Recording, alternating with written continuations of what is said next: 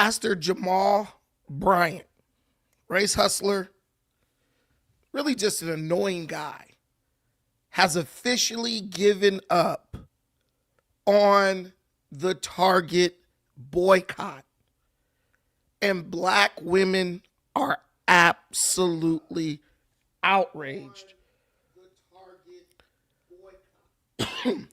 Black women are, I guess, intending to boycott Target, as they affectionately call it, permanently. Or at least that's how it seems.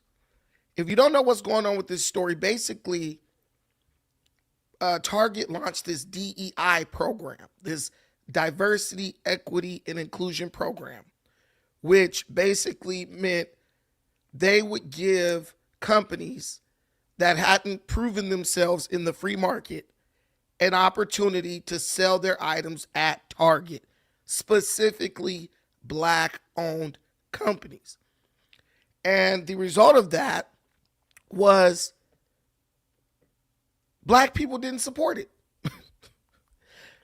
Target gave black companies a shot.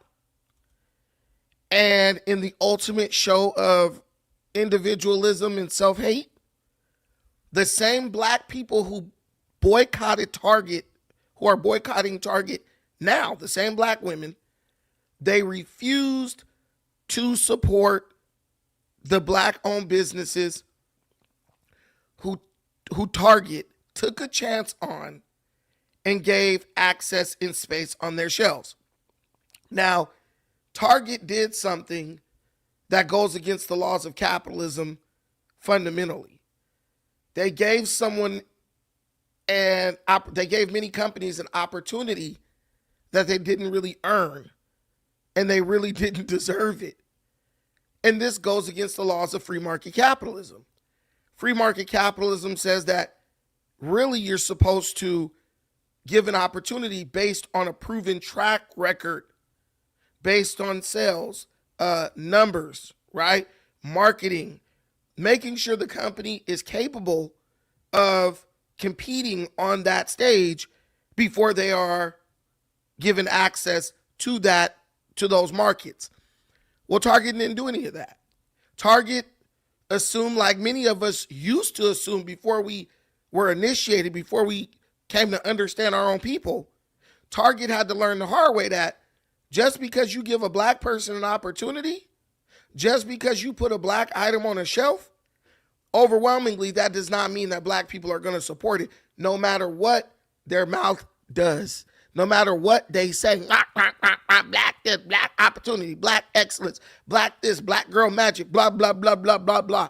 The free market shows us time and time again that why black people are very entertaining and they know a lot of buzzwords and they can sure start a damn trend if it's just vocal or linguistic. But their actions a lot of times don't match what their mouth is saying. You would think that the way black folks, especially black women, talk, if you put a black made and black owned toaster on the shelf next to the white owned toasters, all the black people will go and say, man, let me buy this black owned toaster, because they're giving black folks a chance to sell toasters. Well, the reality is we full of crap. Black person gonna say, oh, look, this toaster is black owned. But then they're gonna say, girl, you can get a toaster just like that on Amazon. And look at the price, girl. They want $29.99 for this toaster. You can go get you a toaster from Amazon for $10. And that's what they're gonna buy. See, black people talk a lot, but at the end of the day, the laws and rules of the free market are gonna be proven to be true across the board. And Target tried to defy the laws of the free market, and it bit them in the ass. They gave these companies a chance. It didn't work out. The sales didn't do what Target thought they were going to do, what they needed to do to stay on the shelves at Target. And so Target scrapped the program, right? They got rid of the DEI programs. Well, Target got kicked in the ass twice, because not only did Target take a chance on black companies and that chance overwhelmingly failed. Yeah, that chance overwhelmingly backfired on Target.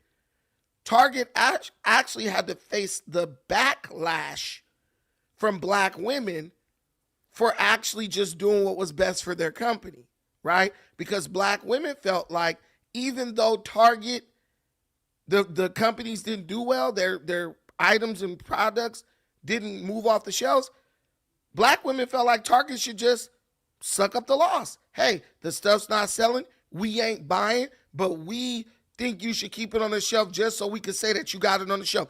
Black people handled the situation with Target the same way many black people handle our politics. We don't care about results. We don't care about efficacy. We just care about having someone that looks like us being represented. We just care about having the image, the optics of representation, but not really the outcome or the results of representation. As long as we got black people in Congress, it doesn't really matter what they do or don't do. For example, Jasmine Crockett. As long as she's up there and it's looking like black girl magic, it don't matter if she does a single thing to help the black community. We're going to support her, we're going to vote for her, and we're going to violently, viciously oppose anyone who dares say anything against her. Because we need something to look like something, even when it ain't nowhere near what it looks like. That is what we do. And Target, because they have a business to run and thousands and thousands of people depend on Target to feed their families, as far as from the employee perspective and from the consumer perspective, Target just could not continue to shelf products that weren't selling, which took space away from products that would actually sell. And black women were like, yo, we're boycotting now. We're going to cost you more money. We're going to punish you for giving us a chance. We're going to punish you for giving us an opportunity by boycotting you and causing you to lose more money. Now, a lot of people dispute whether the boycott was actually effective. Some people say it was the tariffs. Some people say it was just a bad year for Target, say there's many things Target was doing wrong that led to reduced sales. But black women and Jamal Bryant want to believe that their boycott was directly responsible for a decline in Target sales over the past 5 quarters. And I'm okay with them believing that. I don't know what caused the decline. Maybe it was the boycott. But Target met with Jamal Bryant. Black women are saying he didn't start the movement, right? But clearly Target feels like he did because they're meeting with him. They didn't call anyone else. And whatever they worked out, Jamal Bryant felt that was sufficient enough to say, you know what, okay, we gonna let up. We gonna stop boycotting Target. We can go shop there again. He said they made some concessions, but the black women are still not happy because even though they recruited him into the movement and he was the one who brought the movement or the boycott to national prominence, they're saying he's wrong for making an agreement with Target because he did not start the movement. This is their words. I don't really know what the what's is or what the ins and outs are, but this is what they're saying. And I just want to let you know, they're absolutely pissed. Let's check this out. First of all, who told Jamal Bryant that he could speak for all of us when it came to the Target boycott? Secondly, who appointed you as the leader of said boycott? Thirdly, if you want to give credit to where credit is due, black women are the ones who started this movement. Black women are the ones that said that we are not shopping at Target. Speaking of Target, there was no concessions to their DEI rollbacks, okay? Mind you, we've been decided as a collective black women, okay, that we wasn't shopping at Target way before you came on the scene with whatever fast that you had going on. So I'm still confused as to why he feel the need to tell us that we can start going back to Target because they met 3 out of 4 demands. I digress. Like I said, he did not start this movement, okay? So he do not get to decide when it ends. Like, I don't remember, black women as a collective saying that we are now going back to Target. Like, I must miss that memo. I must miss that email of some sort. Like, that what it is that Target went through was because of Iran. I don't want it to be said that it was because of tariffs. It was done because Black people and brown people and conscientious people had a made up mind that we can make a difference and we can make an impact. And so could things be different? Yes, but things are better. And I'm appreciative. And sometimes we've got to celebrate small steps. Nelson Mandela, in his autobiography, The Long Walk to Freedom, said that the long walk to freedom begins with the first step. And I believe, ladies and gentlemen, history will record this was the first step to the new civil rights movement. And so I am grateful for those who walked alongside us, those who partnered with us, and I am thankful that we can claim in this hour that victory is ours. Would you do me a favor for the nameless and faceless people who are not in the room? Would you give them an applause, please?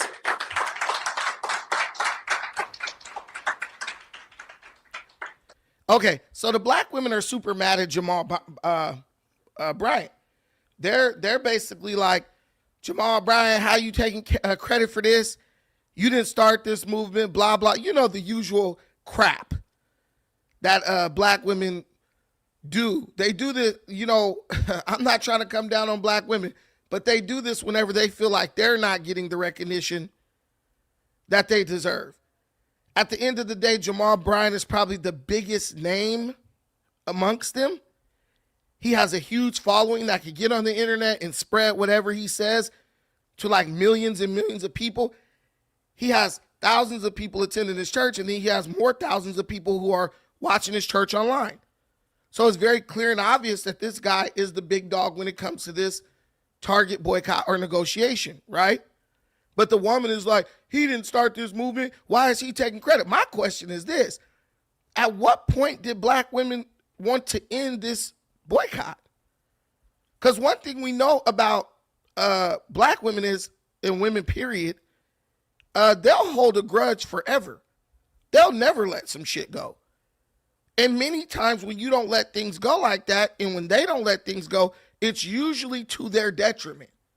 So my question is, you telling Black people to basically totally eliminate a shopping option from their community when, guess what? We don't really even have an economy of our own to where we can turn to Black-owned businesses and just depend on them solely for our consumption. We don't want to build it. If someone builds it, we support it until we get mad and then we say we ain't supporting it no more. But then we also want to keep people out of the stores that are consistently there, reliably there, that can give us what we need. I don't know about you, but I love going to Target and getting little stuff. I like getting socks there, t-shirts. You know, you find a nice t-shirt there for $10 or $8. I mean, what exactly do you want us to do? And that's one of the problems with our community. We're always trying to cut something off without having anything to replace it. Not a single one of these Black women is like, yo, yeah, we're going to cut off Target, but here are some other options where you could get the same kind of products. I personally think Target's quality is better than Walmart, and I don't got to deal with the ghetto shit. Target is like an upscale version of Walmart if you don't want to get shot in the parking lot. But they take it away with no consideration for the fact that, yo, your people don't really have retail stores. Your people really don't have big box stores. And then when you go to Walmart, there's a whole nother element of people you have to deal with that you may or may not want to encounter when you're just out trying to buy a box of cereal or some socks or some shirts and little outfits for the kids. I don't know about you guys, but when my daughter was young, Target was a lifesaver. I love those little $6 t-shirts and, you know, $4 on clearance, little kid pants and stuff like that. I mean, what exactly do these women want Black folks to do? You're not paying our bills or nothing, but you're trying to tell us you can't shop here and you can't shop there. And you want it to go on indefinitely until Target does what no man has ever been able to do in the history of Black women, which is please you and satisfy you by capitulating to your demands. It'll never happen. All they do, just like my boy Zart said, all they do is tear down. But look all over the world. Show me one thing that black women are building. Please, please. Their entire agenda as a group is to go get degrees, to go get jobs working for white folks, then complaining about getting mistreated by the white folks, then acting stupid to the point where they get fired, then crying because they got fired. Show me the black female-owned Fortune 500 companies. I mean, they know how to tell everybody else how to run their business. They should have nothing. They should have 100 thriving Fortune 500 companies on the list. They don't, because it's all about do it my way. And if you don't do it my way, I'm going to tear you down. And if I can't tear you down, I'm going to try to go and use the legal system to tear you down on my behalf. We know the drill. We know the games. Let's keep going. Because Jamal Bryant, man, he played these heifers to the left for real. And I'm going to be honest. I think Jamal Bryant gave a masterclass on how to bullshit black women and basically say, oh, well, too bad, so sad. I'm not changing what I'm doing for y'all. Yes, thank you. I'm gonna have you do it. Yes, I'm gonna have Nina wants to say something. But the target fast entity of the boycott is, and I speak for the target fast. This is an amalgamation of several different movements that are taking place. But the target fast entity, which is the faith-based initiative, is claiming victory and giving God glory for what it is that we have done. We are effectively today closing this chapter because we have other fights that we've got to see and other things that we've got to tackle. But I'm grateful and I give God all of the glory for what it is that he's been able to do. So thank you for praying with us, marching with us. Child, I can barely speak again, but y'all know when I saw this. Okay, so you see right there, he's like, I'm closing the chapter on this, which I believe, even though I don't like him, I think that was a good leadership move, right? Okay, we did it. We heard him. Right now, the optics look very good because whether or not we have economic power, it is looking like black people were able to hurt Target economically by withholding our dollar. A lot of times you got to know when to quit. I remember my granny used to say, quit while you ahead. At least from an optics perspective. Sorry, y'all. At least from an optics perspective, it looks like black women won. Hey, they brought Target to his knees. Target went back to the table, and they was basically saying, oh, man, we need you guys, so we're going to do whatever you want. Black women, because too many of them are vindictive and spiteful and petty, they won't even claim victory. They didn't want to just hurt Target to teach Target a lesson. They wanted to destroy that company, not realizing that they don't have the power to destroy that company. Trump's tariffs probably hurt that company more than anything.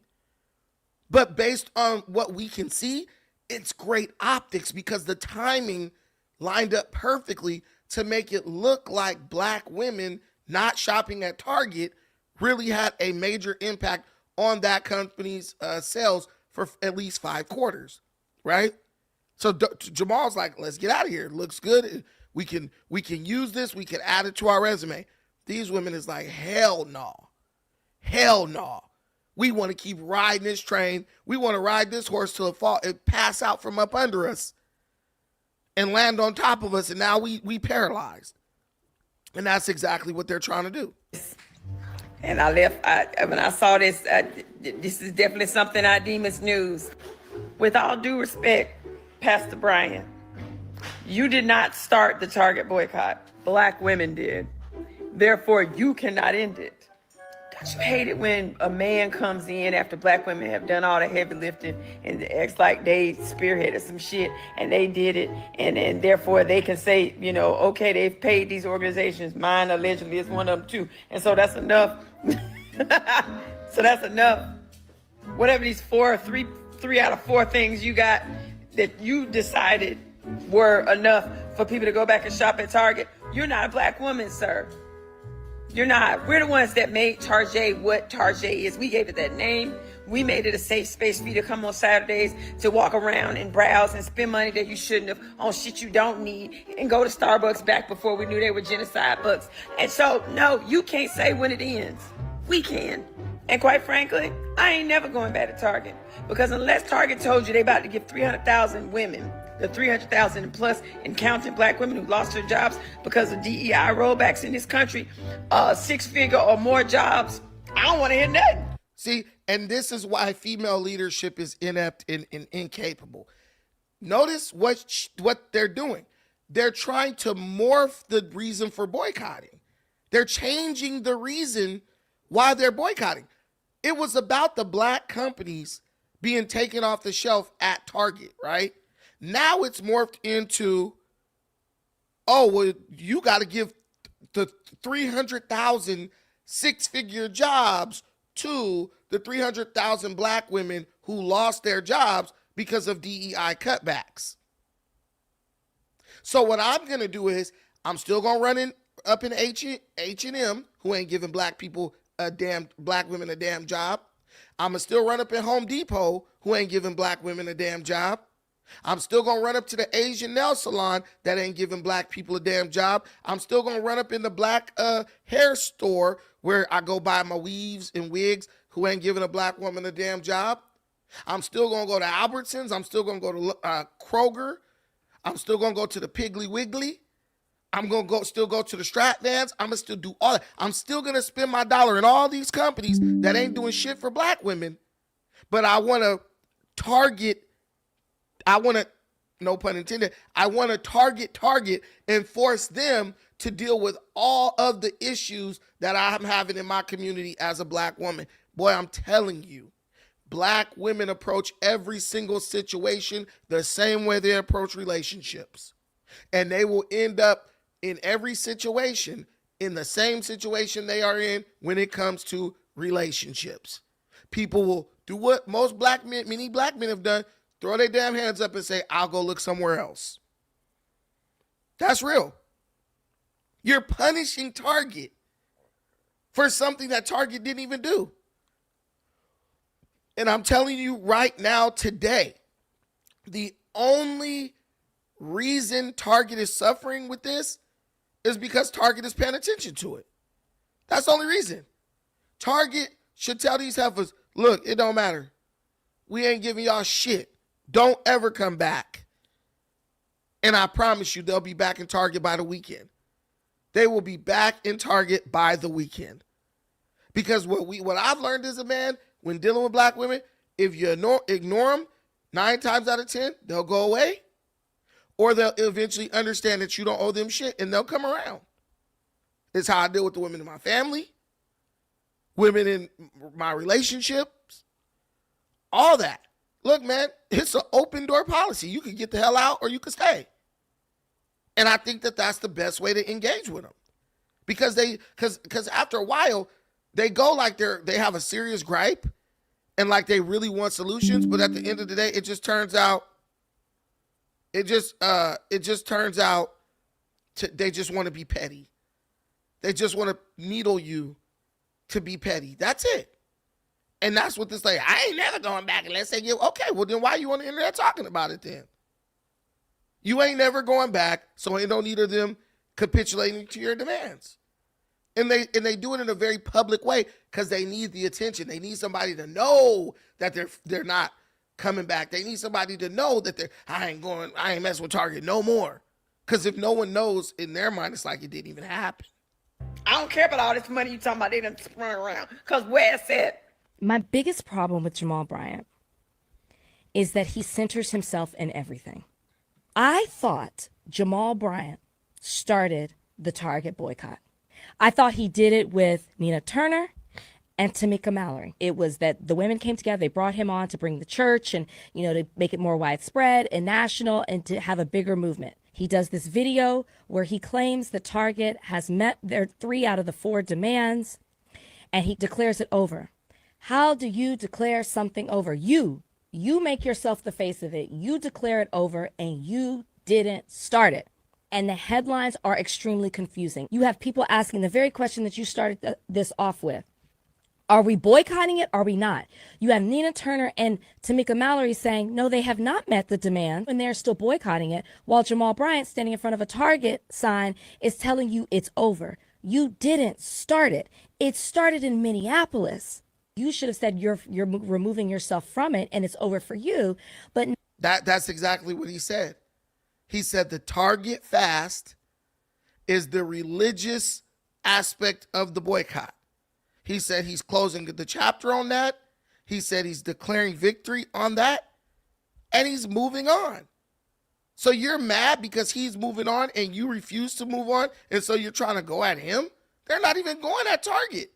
They're attacking bro. And I have no love for Jamal Bryant. I don't care about him. He's a race baiter and a race hustler if I ever saw one. But I understand that this is the type of thinking that is ruling the black community. And then you wonder why the black community is so messed up. You wonder why the black community is so dysfunctional. Because when people like that are ruling your community with this type of pea brain, bird brain thinking, your community will never move forward. It will stay entrenched in ignorance, masquerading as leadership until time indefinite. now that you've come out and you've held this press conference and now these headlines, it's causing harm to what the original people who started it a month before you got involved, a black woman, you're taking away from the work that they're doing, and they're not saying it's over.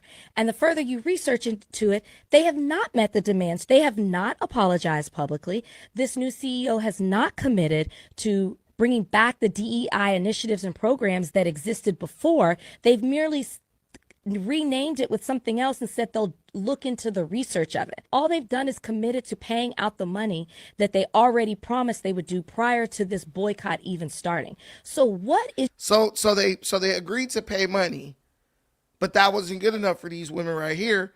They're like, well, the money ain't good enough. We still want to boycott. Now they like, bro, look, we'll meet some of the demands. We'll still give the money, but basically we just want to end this in a positive way, right? This lady's like, you didn't start it, this, that, and the third. Well, yeah, they probably reached out to the black women and they were being so damn ignorant and stubborn. Target was like, yo, we got to like meet with somebody. And they probably gave Jamal Bryant some money and was like, hey, bro, we'll chip you off. They want to keep being difficult. Let them. And you'll just be the guy. You'll be the guy. And Jamal Bryant jumped on it. He was like, hell yeah, let's do it. And I think he was smart to do that, honestly. Don't let nobody stand in the way of your paper. Is Jamal Bryant talking about other than trying to establish himself as the beginning and the end of this boycott? I'm not saying that he did not bring this to a bigger audience and gather and corral people to boycott Target. I'm not saying that that wasn't good and that he was not beneficial to that. The problem is he's taking credit for something that he didn't start. Yeah, the problem is he's taking credit for something he didn't start. But here's the thing. They didn't start it. Okay, if you have a problem with someone taking credit for something they didn't start, well, then you need to let the people who started it have an issue and take that up with Jamal Bryant. You're nowhere in the leadership of the situation. You're just a follower, just a bandwagon fan jumping on, right? But you want to have a say-so about what the hell Jamal Bryant is doing. It's just ignorant and it's petty. And all it shows is exactly why the black community went to shit the minute the black woman took over. Stagnant, petty, stubborn, don't know how to move on. So everybody got to get left behind so that they can be satisfied. And they're never going to be satisfied. What they're going to do is they're going to operate in pure hypocrisy while making you think that they're standing on business. Because Target got to give 300,000 jobs to the black women who lost their jobs. But H&M and all the rest of these places they run their ass up into, the Asian beauty supply don't got to do shit. That's hypocrisy. From Soldier, Tamika Mallory, and Representative Turner, and Nakima, they have every intention of moving forward. And I believe that this is the hour where black women lead. I believe that this is the hour where black men take their rightful place in their rightful position. What? I am their brother and glad to walk behind them or beside them and always available in any capacity if necessary. Wow. Don't be this type of man. Don't be this type of man. This is the biggest problem with the black community. And so I don't agree with Greg Foreman here. I disagree with him. I believe what Jamal Bryant is doing is absolutely genius. I believe what he is doing is genius. He's like, look, this is my part of the movement. I'm moving on to get another bag from somewhere else. Because you know he's doing everything for money. I'm moving on to get another bag from someone else, from somewhere else. If y'all want to stay here, I'm willing to operate in a support role, but I'm not going to be at the forefront attaching my name to just ignorance, because he knows like we know. Eventually, Target is going to realize, if they haven't already, that these black women not shopping there didn't impact Target at all. It probably was more you could probably attribute it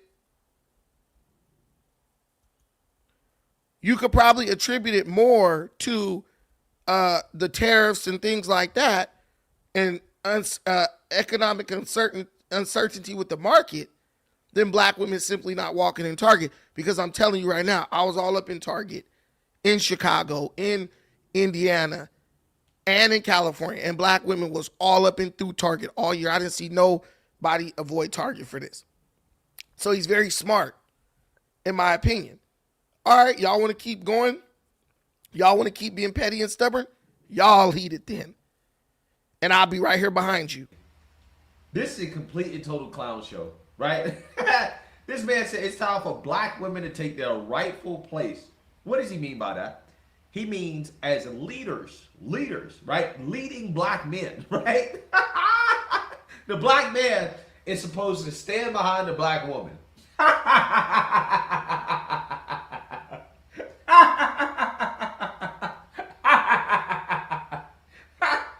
Yeah, this is a weak man, right?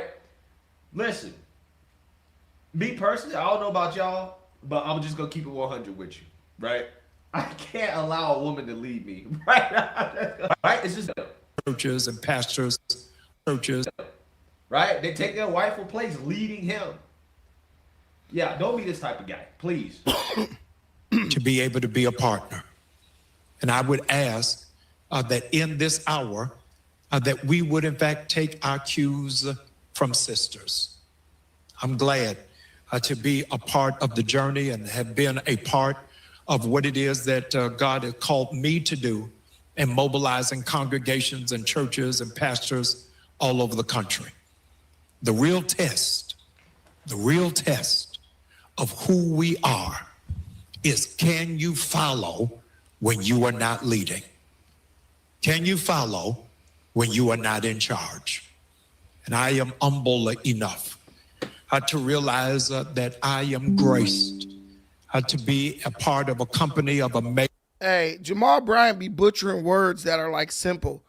He said, I am humble enough. He said, I am humble enough. Like, what the hell? Trying to be too damn prophetic, I guess. But yeah, he's literally just like, yeah, let them go out there. They want to keep on going on, let their ass get out there. And I'm just going, he's putting it in a very, he's trying to be eloquent, but he's saying it in a very, humble way. But he's just basically saying, you guys are not going to punk me and bully me into going on with this situation indefinitely. So I don't agree with Greg. I think he's handling this very smart. I think this is very smart the way he approaches the situation. Because he knows he's a pastor in a black church. He's dealt with many black women. And I think he's a little sweet, if you ask me. So he just as sassy as they are, and he gonna let them know, hey, look, it is what it is, but you ain't about to be bullying me. Bro probably had the whole neck swing situation and everything, for all we know, right? But yeah, I think it was very smart. Amazingly strong leaders. And I'm grateful that you have taken this boycott seriously and you believe that this is something worth fighting for. I do not in any way, shape, or form claim to be the leader. I do claim to be a servant, and I'm grateful to serve. I'm grateful to be a part, and I'm excited about building a better community for this generation and for the generation that comes behind.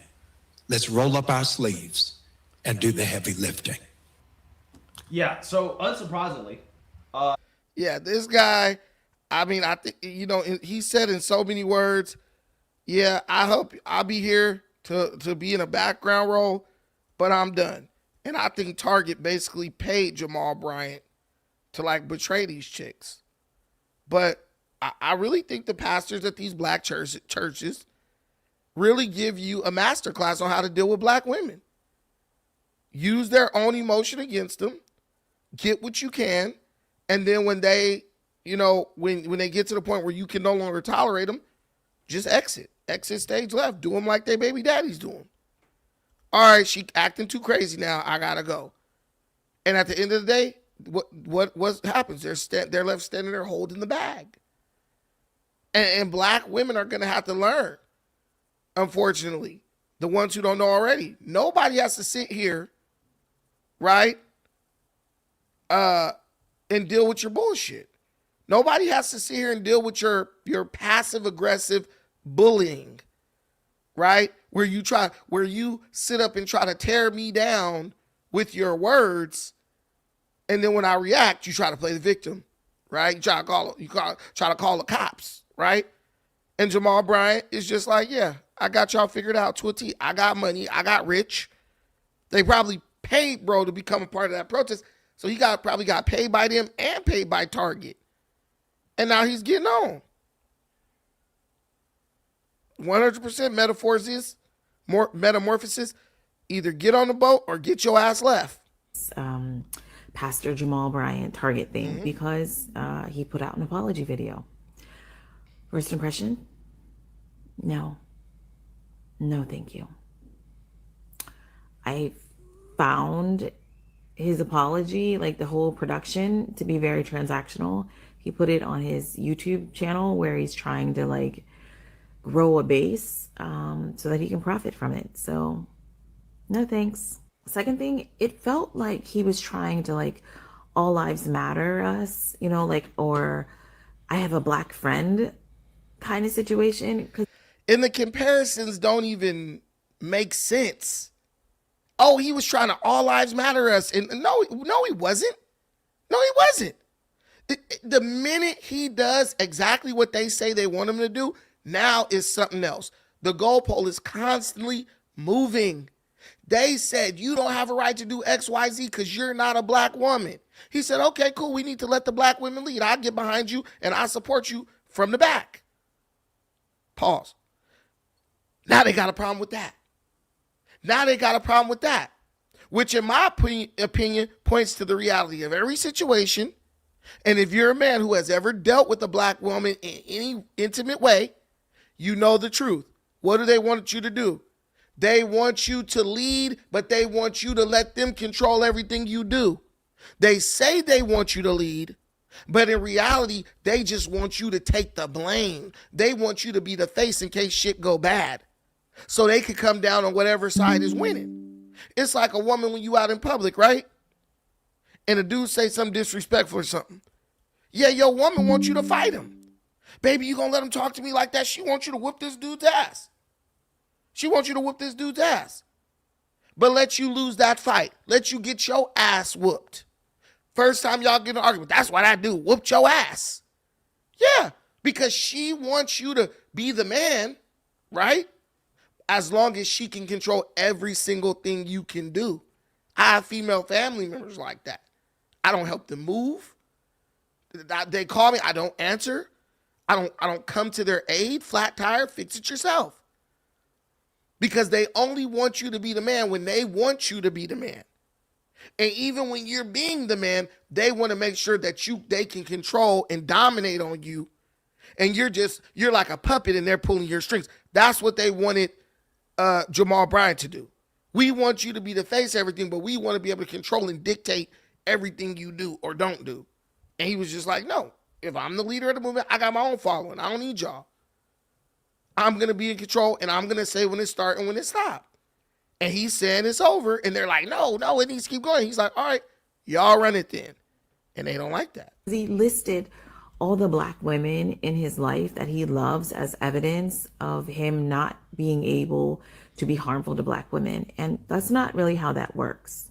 Being married to a Black woman, having a Black woman as your sister, being birthed by a Black woman even, doesn't absolve you from accountability. So yeah, you can miss me with that one.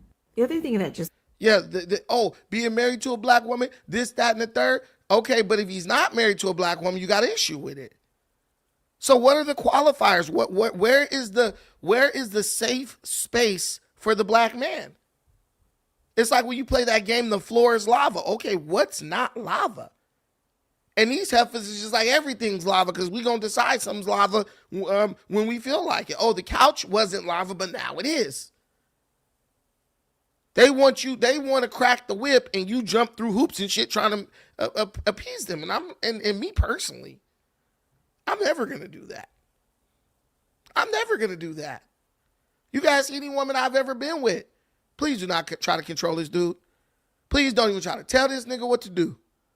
Because I'm going to take that shit personally. Don't try to tell me what to do until you show me that you got it all figured out. Right? But they'll keep, if you let them do this mental gymnastics routine on you, oh, this is not moving the goalpost. Shit, you better go watch that movie, The Mac.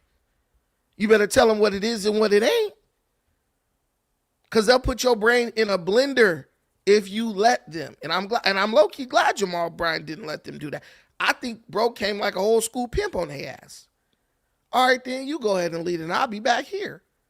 Because it's easy to criticize when you're in the back.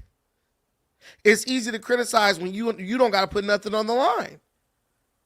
So now you go to the front, you put everything on the line, and I'll sit back here and criticize everything you do. But these Black women don't never criticize Oprah Winfrey or Gayle King or any of these women that they love. The chicks on The View, Nina Turner, Simone Saunders. They have no critiques for them, but always got a critique for a man about something. Kind of fell flat and rubbed me the wrong way was that his rationale for starting this fast, this boycotting fast, was that he saw other people starting to boycott, target Black women. And he said he felt like Christians, the church, were being left out of this. Like, what are you talking about? That's stupid. Like, do you only... He was supporting you. That's what it's called. It's called support. But see, they don't support each other. So when you support them, they don't know what support really looks like. There is no sisterhood. Women are not on each other's side. Women are, it's just like when you see your girl, she got friends and shit, right? Right? Soon as the hoes walk out the room, your girl talking shit on them or they talking shit on her. It's not real. It's all fake. It's all fake. It's just there to present a certain image. It's just there to present a certain image. Create a certain optic. But when you peel back the layers on the onion, you see, oh, this is just a bunch of bullshit. These chicks hate each other. People used to be like, oh, man, why you talk about Black women like that? Why you talk down on you call Black women out their name? I used to tell people straight up, my mama taught me how to talk shit and talk down to Black women and own Black women. Because I watch her ass sit up on that phone, gossiping and tearing down other women who she called her friends. And I'm sure their kids watch them tear her ass down after acting like they all buddy and all that stuff. That's the way it goes in our community. They're all buddy when they're together, but as soon as they part ways, the real feelings come out. I don't think any of these chicks really know how to be genuine, if you ask me. See Black women when they're putting their tithes and offering in your little basket. You understand that Black women who go to church on Sunday go to Target afterwards? Yeah, they go to work Monday to Friday. They vote typically blue. That Nina Turner and her. So now Roland Martin, the resident buck dancing black woman coddler, this dude brings on a woman onto his show to basically, I guess, try to bash Jamal Bryant or just basically speak on the situation. But he was in for a rude awakening because this heifer got so out of control, she wouldn't even let Roland get a word in on his own damn show. Which only further reinforces exactly what I've been saying. These chicks are not, they don't interact with men for truly for leadership. They interact with men to have, I would say, like the muscle or like the attention that the male presence commands. You're just a useful idiot to them. They're not really respecting you. She came on this show not because she respects Roland. She came on this show because his platform will allow her to get her nonsense out to more people. That's it, and that's all. Her group will continue to boycott Target. I confirmed that with her, and she'll be joining us on the show next week. Joining us right now is Nakima Levy-Armstrong, civil rights attorney, co-founder of the National Target Boycott, joining us from Minneapolis. Nakima, glad to have you on the show. First off, there's been all sorts of, a lot of people don't even understand the timeline, all sorts of who's doing what.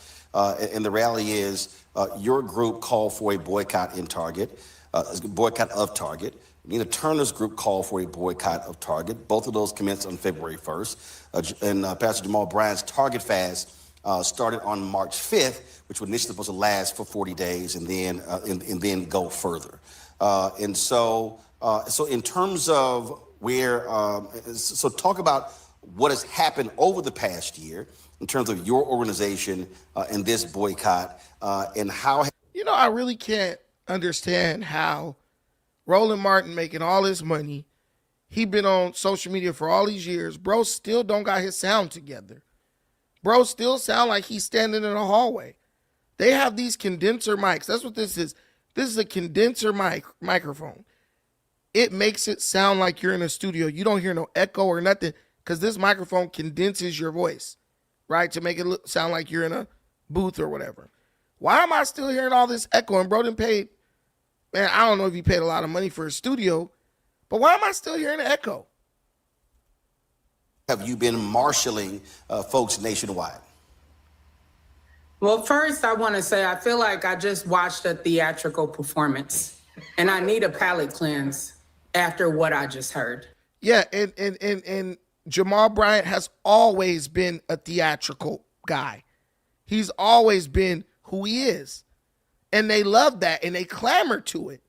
But then when you're not doing it the way they want you to or for the reason they want you to, now they have a problem with it. Yo, grandma support the pastor even when he letting the lesbians and gay dudes up in the church, right? Oh, man, but let him not, acknowledge her in some way. Let the front row be full and he don't say, hey, give Sister Martha her favorite seat on Sunday. She'll be ready to leave. She'll accept everything as long as she gets what she wants. As long as you keep buttering her bread. But the minute you mess up and offend her offend her ego, she's gone. And that's what you're dealing with right here. The minute Jamal Bryant said, no, I'm not doing that. I'm doing this. Now, I felt like I watched a theatrical performance. Black women have no problem.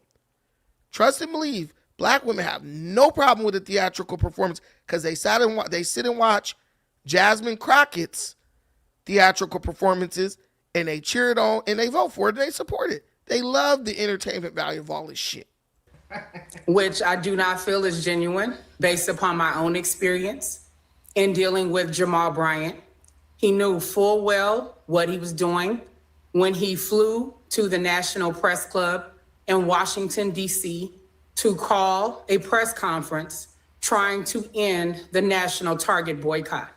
The amount of upheaval that he has caused is absolutely absurd for us as a community to be dealing with when we have shown unity and coming together and withholding our dollars from Target Corporation.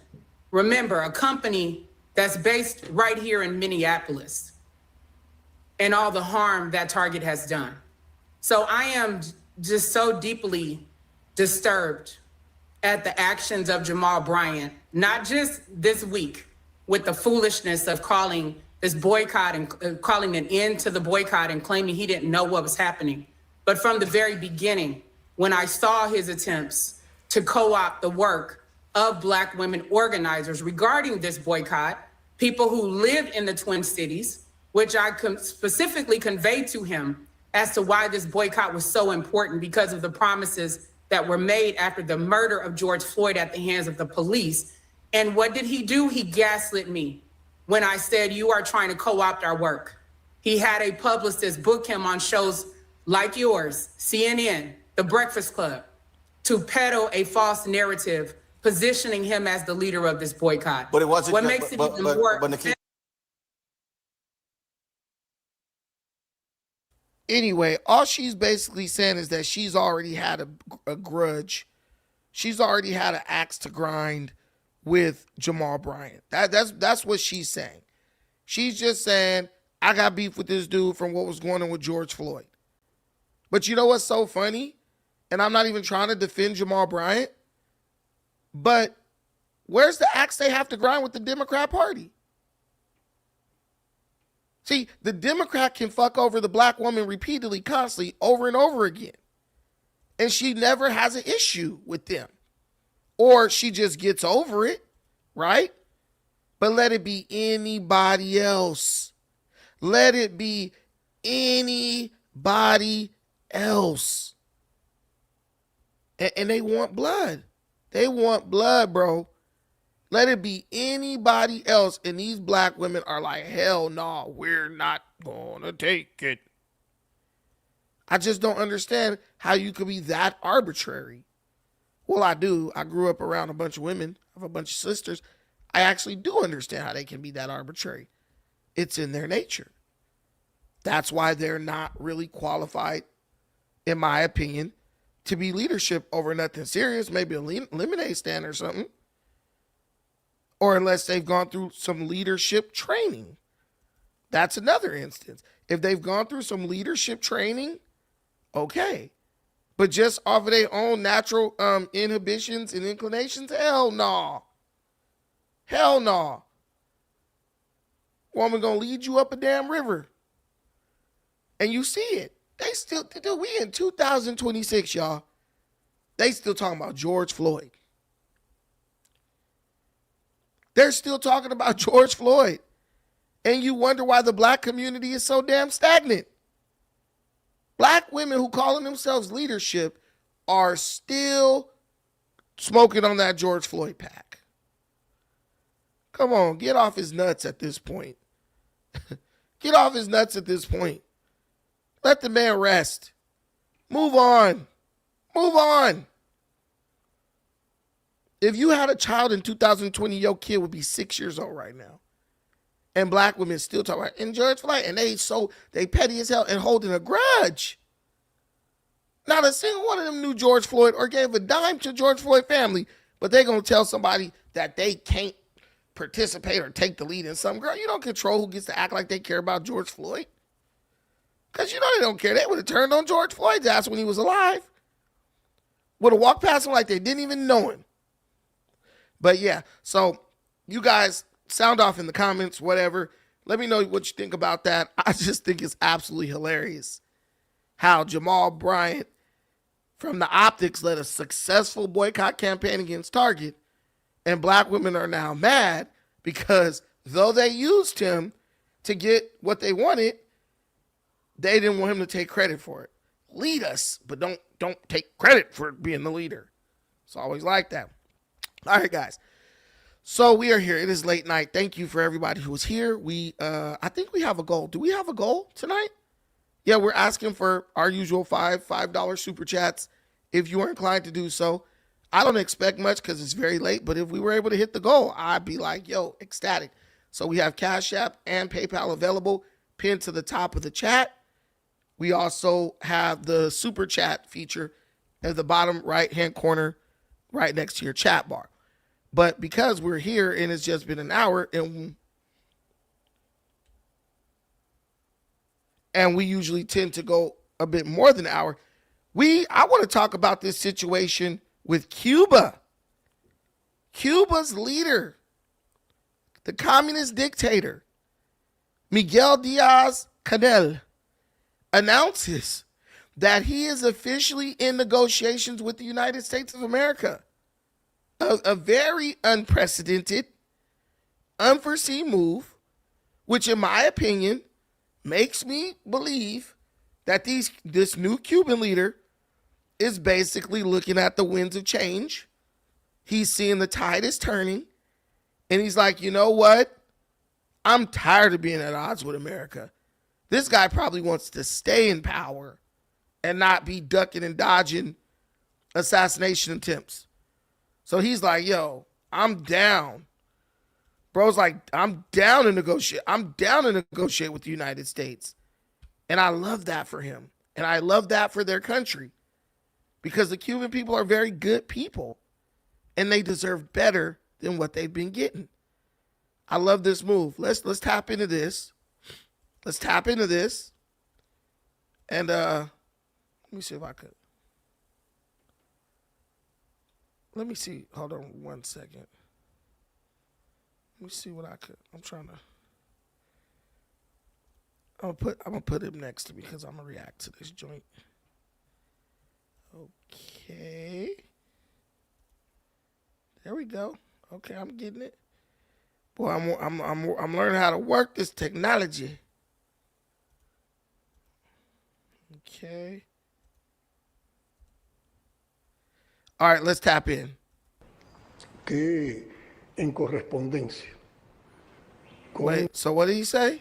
Que en correspondencia. That in correspondence Con la política consistente que with siempre the ha presentado la consistent Revolución policy that the cubana, Cuban Revolution has bajo la dirección del general de ejército como always líder presented. histórico de Dang, nuestra revolución, he moving too fast. Hold on. Always presented under the la dirección del general de ejército direction of the general of the army as como líder histórico a historical de nuestra leader revolución y la of our mía, revolution in y mind, colegiado and the collegiated with the con las principales instancias main instances of the party, del partido, el gobierno y el the Estado government and the cubano, Cuban funcionarios state, cubanos Cuban officials held recently recientemente conversations with representatives of the U.S. government in order to find through the devil's way the possible solution to the bilateral differences that exist between our two nations. These exchanges have favored by international actors, and here I want to, this guy is moving. Here I want to stop. Whenever we have been in tense situations in relations with the United States, efforts to appear to look for channels of dialogue, to look for conversations is not the first time Cuba enters into a conversation of this type, and I believe that the most recent example was the way which the general of the army conducted the conversations with President Obama in a very recent stage, and we all know the results that those conversations gave. Well, now also a group of international actors favored the development of those indicators. What are the purposes that we are following with these conversations, with the purposes that we have raised? Well, first of all, determine what are the bilateral problems that need a solution. So basically, he's just saying that they've entered into conversations with the United States to address bilateral problems that need a solution. And basically, if I'm reading it right, he's basically saying, look, man, this country is on its last damn leg, and we need to start opening ourselves up to the idea of negotiating with the United States so that we can open up trade to this mug. That's basically what he's saying. Guy's dressed like a damn farmer. And I'm not even thinking the government and the government officials have much money. You know, they probably have enough to do their day-to-day and pay the military and stuff. But I'm doubting that these guys are very rich. And one thing about leadership, they're all trying to get rich. They're not just leading that. They're not just working for the salary of a hyperinflated coin. They're trying to get rich on the international scale. And I think that their leadership is just opening up like, dude, look, screw that. I'm tired of being broke on this damn island. I want to go somewhere. Because clearly this guy can't probably even go anywhere. But, it's very interesting to see that this is happening. And this is what makes me, I really believe that Donald Trump's presidency has had an overwhelmingly positive impact on the world. Just having a president of the United States, the most powerful position on the planet, just taking the leadership approach. Not trying to kick the can down the road, not projecting weakness in hopes that nobody will come for us, right? But instead projecting strength so people who might want to make a move can feel confident to do so. And I think that's what you're seeing here. Or Trump is just scaring people so much that they're like, damn, I don't want to end up like Maduro. Let's be real. That could be it too. I don't want this dude coming to my house in the middle of the night snatching me and my wife up while I'm deep up in it.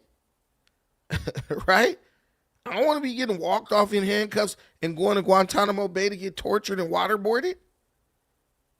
And that's what's called putting people on notice. And I really think that's what Donald Trump did with the situation with Maduro.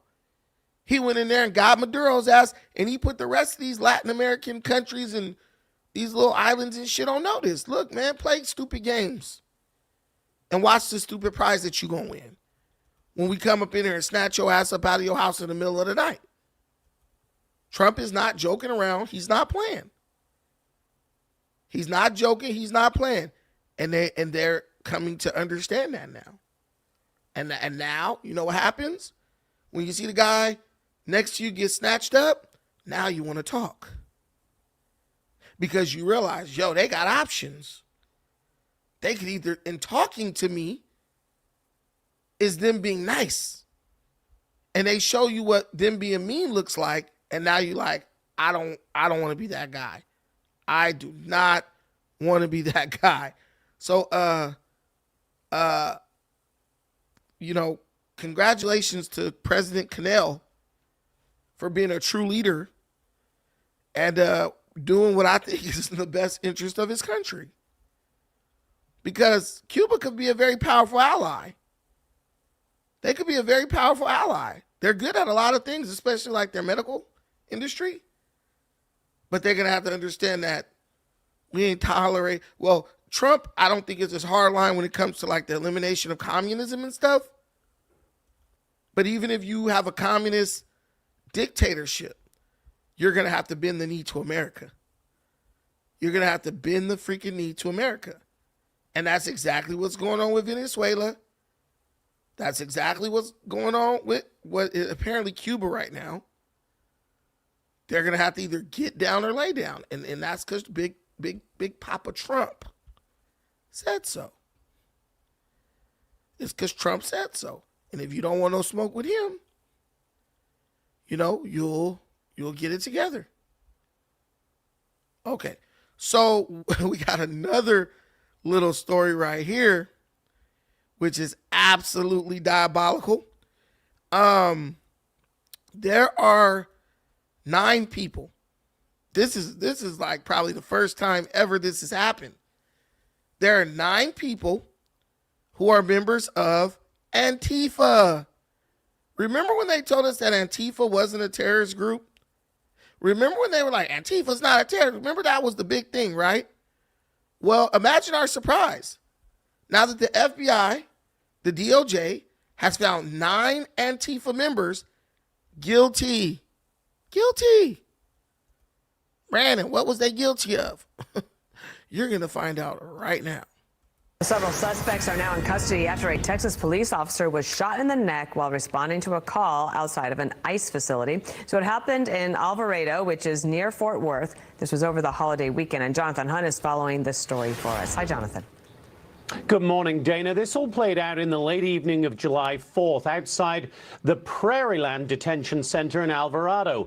Police officers responded to a call about a suspicious person outside the center. When they arrived, they saw someone who appeared to have a gun. One of the Alvarado officers tried to talk to that person, and at that point, several other people opened fire on the officer, who was hit in the neck.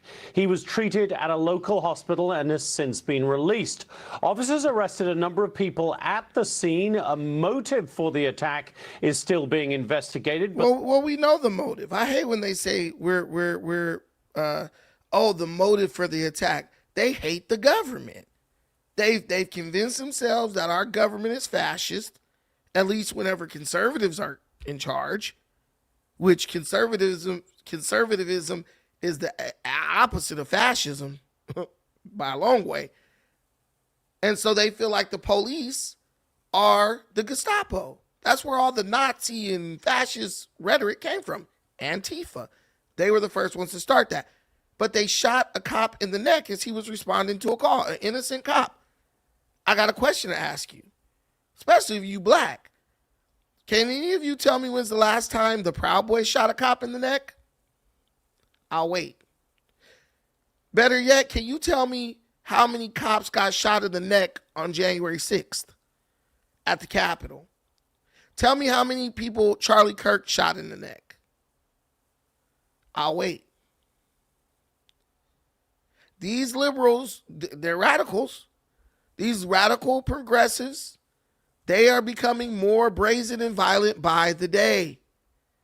You can see it even in the shootings. More people this year have been killed by radicalized transgender progressive liberals than ICE or any other group, any other government agency. Why is that? Because these people are just so peaceful? Hell no. They're violent, and they're growing more violent, and they're growing more emboldened. They're becoming more emboldened as they continue to radicalize themselves up. the Department of Homeland Security said a group of more than a dozen people had slashed tires of federal vehicles and damaged security cameras at the ICE. Kaboom said Antifa is a terrorist group, but the KKK isn't. This is America. KKK is a terrorist group. I believe it's designated a terrorist group, a domestic terrorist group. But I'll do the research. I'll find out. Facility. There was also another attack on an ICE facility in Portland, Oregon, Friday night, a facility that has been the site of an ongoing protest for several weeks. Deputy Attorney General Todd Blanche wrote on X Saturday morning, quote, "We are closely monitoring the attacks on DHS detention facilities in Prairieland, Texas and Portland, Oregon, and are coordinating with the USAOs and our law enforcement partners. The department has zero tolerance for assaults on federal officers or property and will bring the full weight of the law against those responsible." Now, both attacks, Dana, happened on the day President Trump signed his domestic policy bill into law, a bill, of course, that includes some $45 billion to expand the capacity of immigration detention centers and $31 billion for ICE operations. Dana? All right. Okay, so just to clarify that, the KKK is not considered a terrorist group, but the government does they're widely recognized and historically recognized as a terrorist organization in the United States. But the reason why they have not been designated a terrorist group is because America does not have a legal mechanism to designate domestic groups as terrorist organizations. The United States only has a terrorist list for foreign terrorist organizations, not for domestic terrorism. But the KKK, the FBI, and the Department of Justice classify the KKK as a domestic extremist group or hate groups. While they are not on an official terrorist list, their violent actions are often investigated as domestic terrorism. Historically, the federal government passed this act in 1871, specifically to allow the prosecution of KKK members for their campaign of racial terror, effectively treating them as an insurgent or terrorist threat during the Reconstruction era. But the KKK basically splintered into multiple organizations, and ultimately the KKK does not engage in violence in the attempt to sway political sentiment, right? They don't say, well, we believe Trump should be president, so let's go hang and kill a bunch of black people to scare them away from the polls. At this point, the KKK has a policy like black folks kill each other for us. We don't need to kill them. They're killing each other. So they just sit back and chill while we exterminate ourselves. The Planned Parenthood has done a better job than the KKK could have ever done. Somebody said they're the judges. I don't think that. Because when you go to the courts, these judges are letting these criminals out. I don't understand how people be like, oh, the KKK is the judges. The judges are literally letting Pookie and Ray Ray out, giving them letting them get bailed out on murder charges, dropping cases where these dudes have done heinous acts. Maybe they were the judges at some time, but hell no, now these judges are progressive, radical, progressive, activist judges who have soft on crime policies and don't want to lock up nobody who's a person of color. But these white kids, these people, these Antifa kids, they clearly did not get one of these liberal judges. They're in major trouble.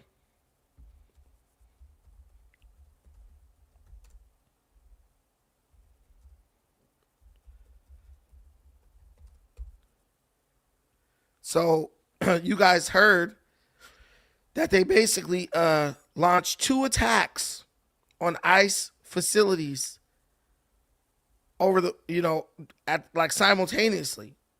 So these 9 members of the North Texas Antifa cell. So they're in Texas, which is crazy to me. They're in North Texas. That's where their Antifa cell exists. And basically, they were convicted by a federal jury.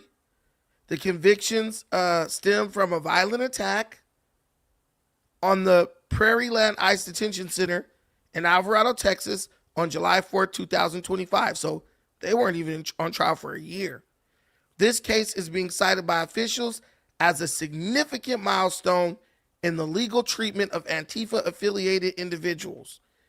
Key details of the conviction. The charges: the defendants were found guilty of multiple federal counts, including rioting, using weapons and explosives, obstruction, and providing materials to support terrorists. Attempted murder. One individual, Benjamin Song, damn the Asian, identified as the cell's leader, and was also convicted of the attempted murder of a police officer and correctional officer after shooting an officer in the neck during the ambush. Benjamin Song faces a minimum of 20 years and a maximum of life imprisonment. Most of the other defendants face between 10 and 60 years in federal prison. National significance: terrorist designation. Prosecutors and the Department of Justice explicitly use material support to terrorist charges. Attorney General Pamela Bondi and FBI Director Kash Patel stated that these verdicts solidify the administration's stance that Antifa functions as a domestic terrorist organization. It's first of its kind. This case is described as the first major federal prosecution targeting a coordinated Antifa cell for domestic terrorism. I'm telling you, if Biden was president, these people probably would have got off. They probably would have got like 3 years in prison and spent, 2 months and 2 years and 11 months on probation. The list of the names of the convicted people are Benjamin Song, the cell leader, Cameron Arnold, aka Autumn Hill, Zachary Evans, Savannah Batten, Bradford Morris, aka Megan Morris. Oh, he's a freaking transgender. Damn, that's crazy. I think he's the one right there on the top row, all the way fourth from the left. He's second from the right, fourth from the left. Bradford Morris, but he's Megan. He's Megan. Maricela Ruda, Elizabeth Soto, Inez Soto, Daniel Rolando Sanchez Estrada. They're Hispanics, an Asian, a transgender. This ain't no black people. Antifa ain't accepting black members at the moment. But look at what's going on. Look at what's going on, guys. You got people who are willing to shoot cops in the neck. You got people who are willing to shoot cops in the neck. Running around talking about they're the tolerant, peaceful, we just love everybody group. Not from where I'm sitting. Y'all look kind of violent if you ask me. Y'all shooting cops in the neck. They look sad. Well, yeah, they look fucked up. They look like they know they fucked up. Damn, look at the little Mexican dude on the bottom. Look at the Mexican guy on the bottom to the right with the beard. He looked like he autistic, but he looked like he don't really understand the gravity. That lady in the middle, this white lady, she knows she fucked up. She's like, why did I get involved with this shit? Why did I get involved with this? The app builder LJ, somewhat. Look at them dudes. Look like them dudes joined the wrong organization. Nah, 100%. This is absolutely diabolical. They're smoking cops, bro. Over what? So you could scream that Trump is a fascist? And let me tell you something. Antifa membership is about to go down. Because now they're actually being held accountable. Now there's precedent. Right? Right? Now there's precedent being set on how to deal with these Antifa agitators. And I'm not going to just call them agitators. They're terrorists. They're straight up terrorists. And do you notice that none, of these liberal media, liberal media outlets, notice how none of them are covering it. See, this is how they keep convincing you that it ain't real. They simply don't talk about it. If we don't talk about it, it isn't real. That's their mind. If we don't talk about it, when the conservatives talk about Antifa, we could just say, oh, Antifa's not a real thing. Isn't that what they used to say? I mean, I could be wrong. But if my memory serves me correctly, they used to say that Antifa is not real. They said there is no group known as Antifa.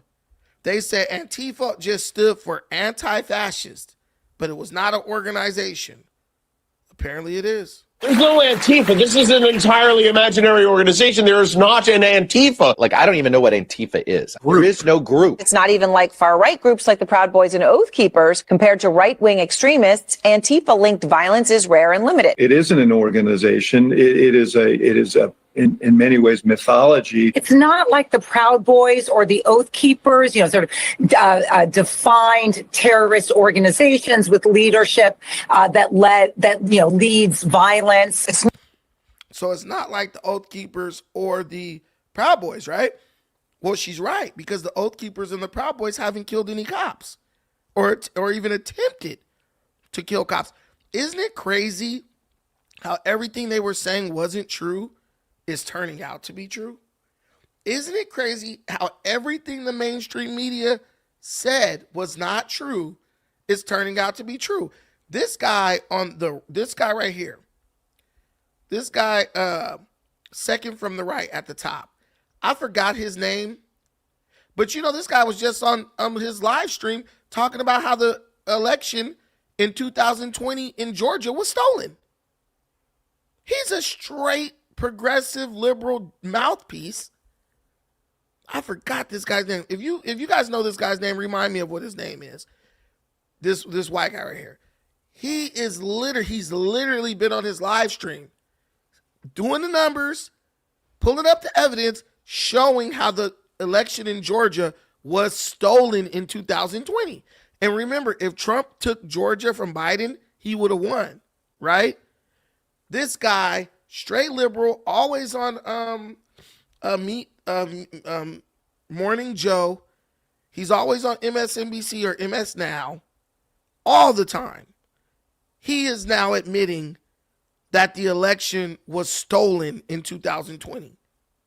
Not a highly organized movement. It's a moniker. It's not a unified group like the Proud Boys are. Things like Antifa are things that are thought up. It's all in this guise of going after Antifa, which is nothing. There's no organization called Antifa. Nobody's a member of Antifa because it doesn't exist. They are just declaring into existence something that doesn't exist. There is no Antifa organization, so maybe that's good for social media. But it really is non-existent. They exist on the internet in chat rooms and in 4chan and Discord and places like that where they run discussion boards, trade tactics, documents, things like that. But none of them are called Antifa. Antifa doesn't exist. That's what they said. Antifa doesn't exist. But if Antifa doesn't exist, who did we just convict? Who did they just convict? Now, I want to see if a Democrat takes over in 2028. I want to see if they're going to acquit these people, because I believe they will. I truly believe they will. I want to show you this.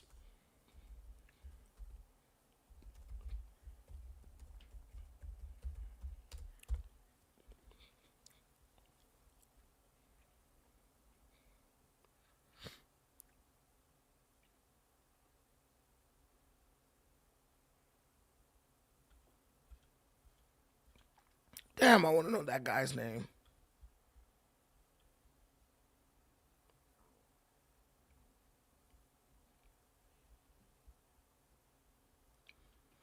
$30,000 fraudulent ballots found in Georgia. But that one white guy, he's just a straight liberal mouthpiece. And he literally admitted, he was like, they stole the election in Georgia. Democrats stole the election. I was shocked. I was 100% shocked to see that.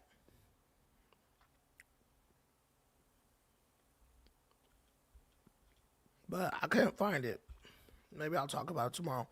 But guys, there is no Antifa. But guess what? There is no Antifa. But somehow,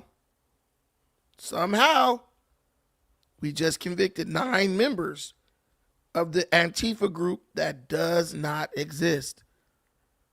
This is too easy at this point. But let me know what you think about that.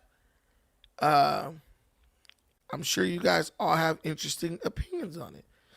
Okay, do we have anything else? Y'all know I've been out in these streets. Let me see. Oh, let's talk about Iran.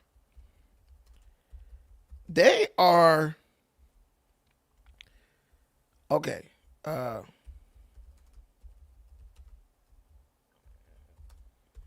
So you know how Iran was saying like, yo, we're closing the Strait of Hormuz.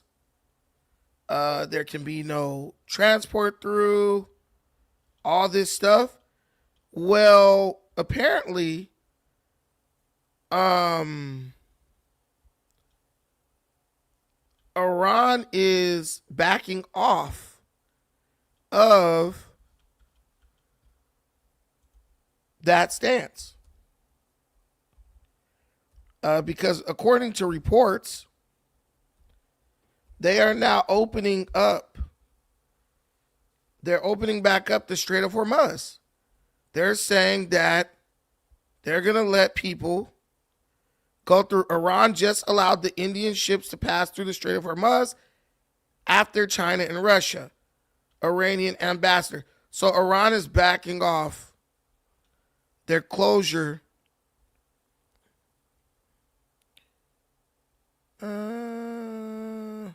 I'm trying to get.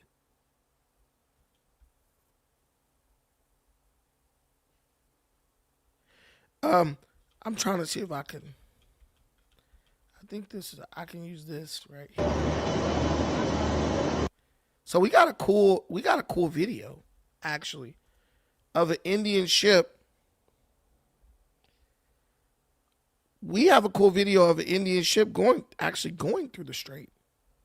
So let's tap into that. That's cool.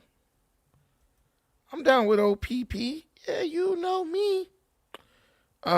Check this out. It's a big ass oil tanker.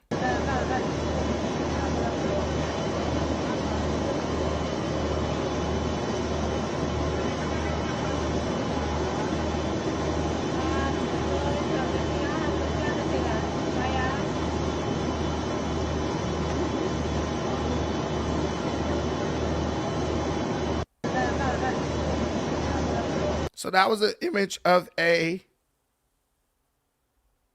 Indian ship going through the Strait of Hormuz. Because Iran closing the Strait of Hormuz actually impacts tons of nations. And so I can only imagine that these nations are like, yo, you got beef with America. You don't got beef with us. So why can't we bring our oil through? And they're probably like, if you want beef with us, keep the strait closed, right? And they open it. And the opening of the Strait of Hormuz basically comes in the wake of Trump basically threatening to bomb out their oil infrastructure, right? Now, a day ago, they were saying Iran was laying mines, but there's no evidence that any mines have actually been laid. And so that's what the military was reporting yesterday. So now with these ships going through, it's clear that there aren't mines being laid. But Trump asked India, France, and others to help keep the Strait of Hormuz open, right? But I want to show you this right here. I want to show you this video right here real quick.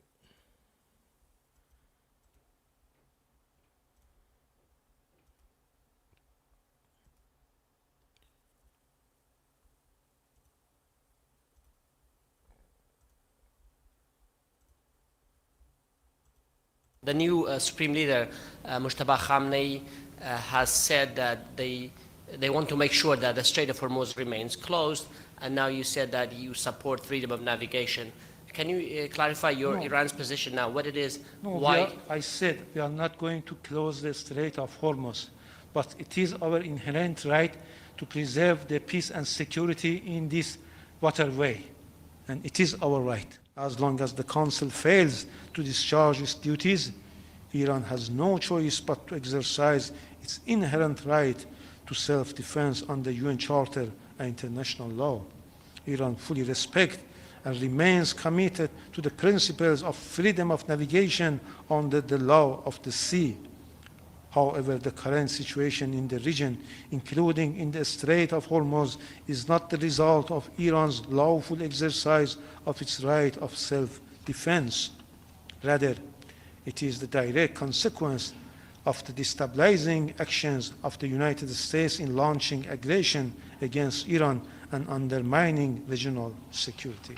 Secretary said that it's perhaps the U.S. Navy with a coalition would be perhaps escorting vessels through the Strait of Hormuz. Can you respond to that? No, just no, I have no response for that.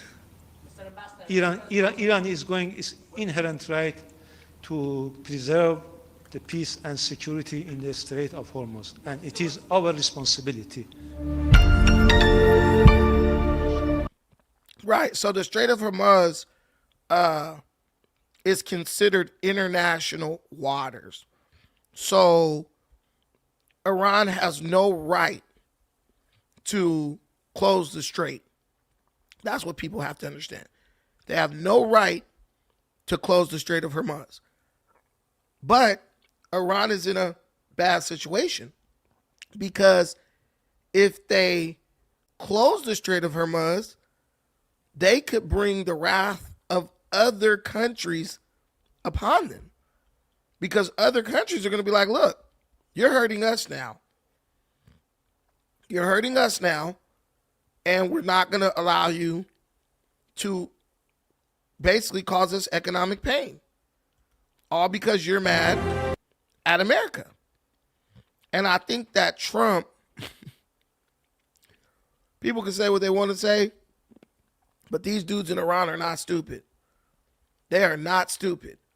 They literally know that Trump said he was about to send warships into the Strait of Hormuz. And Trump called on other countries that were being affected by the closure of the Strait of Hormuz to come to the Strait of Hormuz and help America keep it open. See, Iran can't fight everybody. Iran cannot fight everybody. They know that. They know that. But you know, so they quickly backed off of that Strait of Hormuz crap because they were just like, we're gonna end up in a war with more people than we can handle because they can't even handle the United States. What do you say? He basically said, if you're cool with us, we're going to let you pass. But if you're an American ship or a part of the American allies, we're going to blow your ass. But here's the thing. None of that oil goes to America. If you're talking about Chinese ships, if you look at what's being imported to America from like China, that's coming on Chinese ships. They literally say China, big as hell, across the side of the ship. So he's playing on, he's attempting to play on ignorance. Because if you're letting Chinese ships go through, America's number one trade partner is China. So they'll go through the Strait of Hormuz and come on down to America. That's not hurting America at all. Once you're letting Russian and Chinese ships go through, you're in other countries, you're no longer hurting America. You're going to let Saudi ships go through. You're going to let all Australian ships go through. You're going to let Indian ships go through. Now, how are you hurting America? America don't export no oil over there. America don't export shit over there. Really. America does not export a single fucking thing through the Strait of Hormuz that actually hurts Americans. Let me see. Does America export anything through the Strait of Hormuz?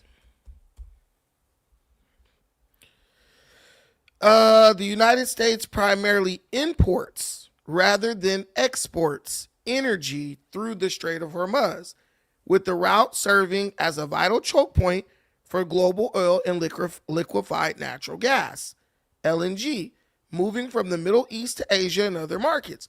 Over 20 million of barrels of oil per day pass through it, with disruptions impacting U.S. consumer prices and allies. Okay, so it's coming from the Middle East, right? In Asia, whatever. So guess what? They're letting the Middle Eastern ships go through. They're letting the Chinese ships go through. They're letting the Russian ships go through. So, yeah, they're going to let the Saudi, Iraq, Qatari, and UAE ships go through. They just said no American or Israeli ships. But do you think that those countries are sending, you think they don't have ships? Easy. And if they turn off their little locators or whatever, their transponders, how will you know where the ship is coming from? 10 speed. Yeah, man. 10 speed, come up here. Tell me how Iran's winning the war. Please tell me. I want to know. Give me 3 examples that Iran's winning the war. Oh, Iran, let me tell you something. If Iran was winning the war, Iran would have never closed the Strait of Hormuz. I'm just telling you. If the things that Iran is doing, they don't say we're winning. They say we're desperate. Iran is winning the war according to all foreign media. That's a lie. Name the foreign media source that's saying that. There is no media source on the planet that is saying that Iran is winning the war.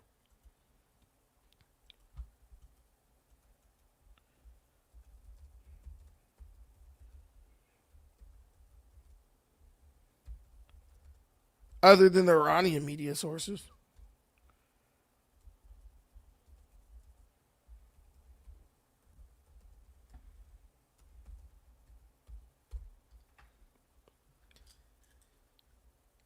Let me see.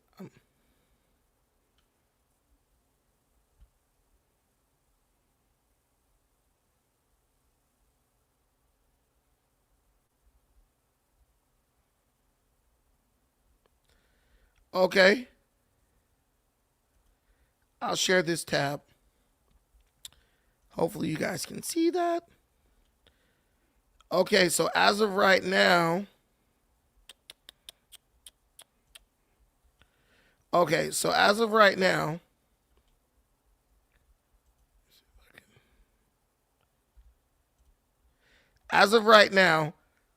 there's dueling narratives according to AI.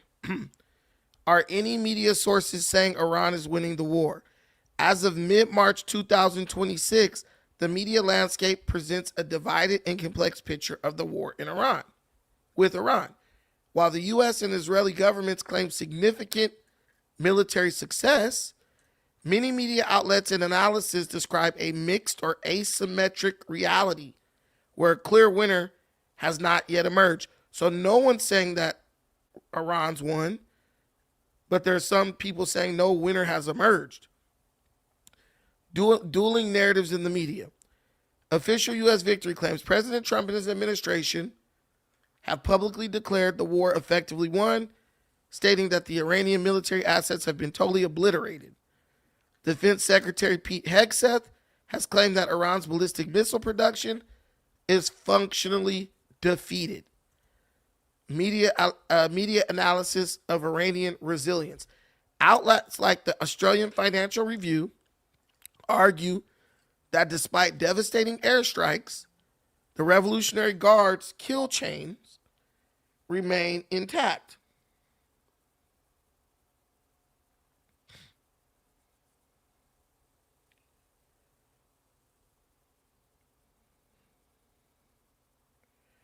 The Revolutionary Guard's kill chains remain intact, with no high-level defections or signs of the regime loosening its grip. Asymmetric success. Some reports note that Iran is winning in terms of economic disruption, but maintaining a partial stranglehold on the Strait of Hormuz and targeting regional oil infrastructure. Iran has successfully spiked global energy prices and created political pressure within the U.S. I'm not seeing any political pressure in the U.S. And so spiking global energy prices is winning? That's not a win when you done lost damn near all your leadership. So I'm trying to see 10 speed. I'm trying to see where are they saying that they're winning. No one said they're winning. They're basically, you know, when I used to play football, my coach used to say there are no moral victories. He really used to say that. He's like, what are you looking for? A moral victory? You want me to make you feel good about losing? Right? He said that when I was in the 11th grade and we went 7-3. Then I went to the 12th grade and we went 9-2. Right? Because we all remember there are no moral victories. Right now, what everyone's looking for is a moral victory in Iran. Where can we say, yo, we stood strong, we resisted, we outlasted them, bro? You got whooped out. You can't be like down 49-0 and be like, we got them right where we want them, boys. This ain't the Patriots, right? Let me see. I know Iranians in Iran right now, so do I, and they're not winning. They're not losing either. My friend Armando said they're waiting on ground troops. They're setting up ambushes in the mountain. But this is the thing, Kaboom. If you're waiting on ground troops, what if the ground troops never come? They're definitely losing because at this point, they've lost more than America has lost. If you just go on sheer numbers alone, bro, they've lost like so many leaders. They're killing even generals in the police, the local police. They're killing the local police chiefs because the local police chiefs in Iran turn into basically like non-commissioned officers if the officers die, right? So think, if they're at the point where Israel is having to kill police chiefs, what is that telling you about the leadership of their military? My system is not a, what are you talking about? You just got to go through a different browser, bro. It's not my system, it's the browser you're using. Just go through a different browser. Here's the link again. But if they're at the point where they're killing police chiefs, that means they've gone all the way down the kill chain. They killed all the government officials. Dude, let me tell you. So I don't know if you guys remember. I've been putting two and two together. I've been putting two and two together, right?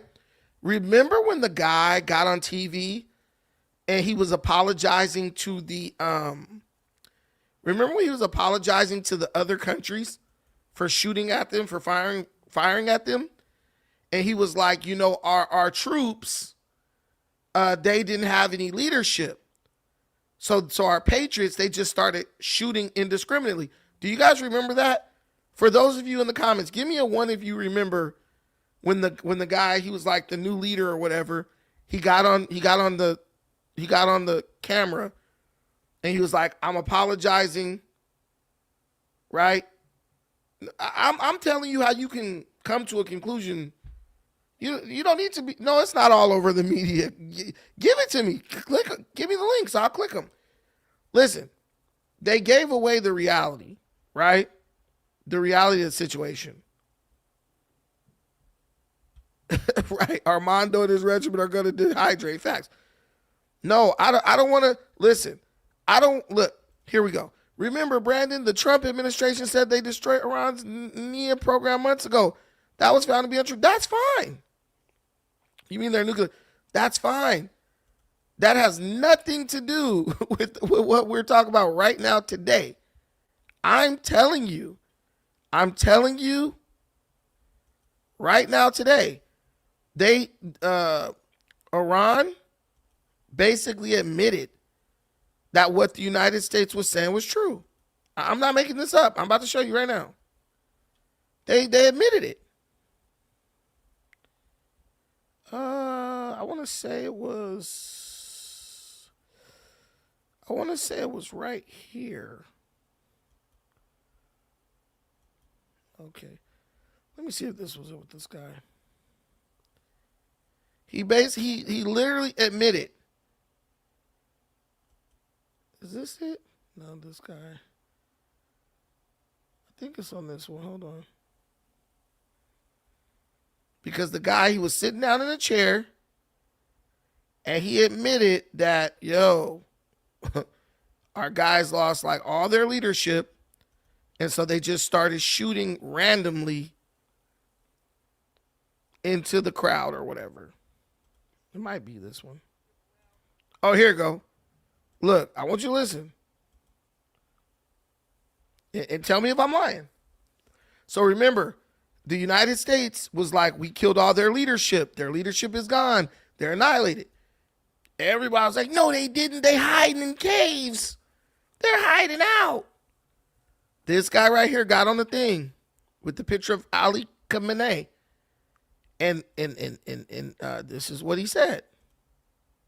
Those same scientists put him in a room and said, make something where we could dominate countries that were attacked by. Come back and say, you know what? We can't make what you want us to make. Then when they got kicked out, they go in another lab and make the shit. I'm not trolling. Oh yeah, that dude's trolling. Yeah, I got a cough. You gave me that cough too now, Mike. But anyway, so that was the first lie told. Then I want you to pay attention to this. Should apologize to the neighboring countries that were attacked by Iran on my own behalf. What happened was that our commanders and our leader lost their lives following barbaric aggression, and our armed forces. Oh, right there. What happened? Our leaders and our leader, this Khamenei, and our generals, our commanders, lost their lives. So he confirmed right there that their leader died, their commanders lost their lives. So what happened? So what ended up happening? 140. Let's go right here. But anyway, so that was the first lie told. Then I want you to pay attention to this. Should apologize to the neighboring countries that were attacked by Iran on my own behalf.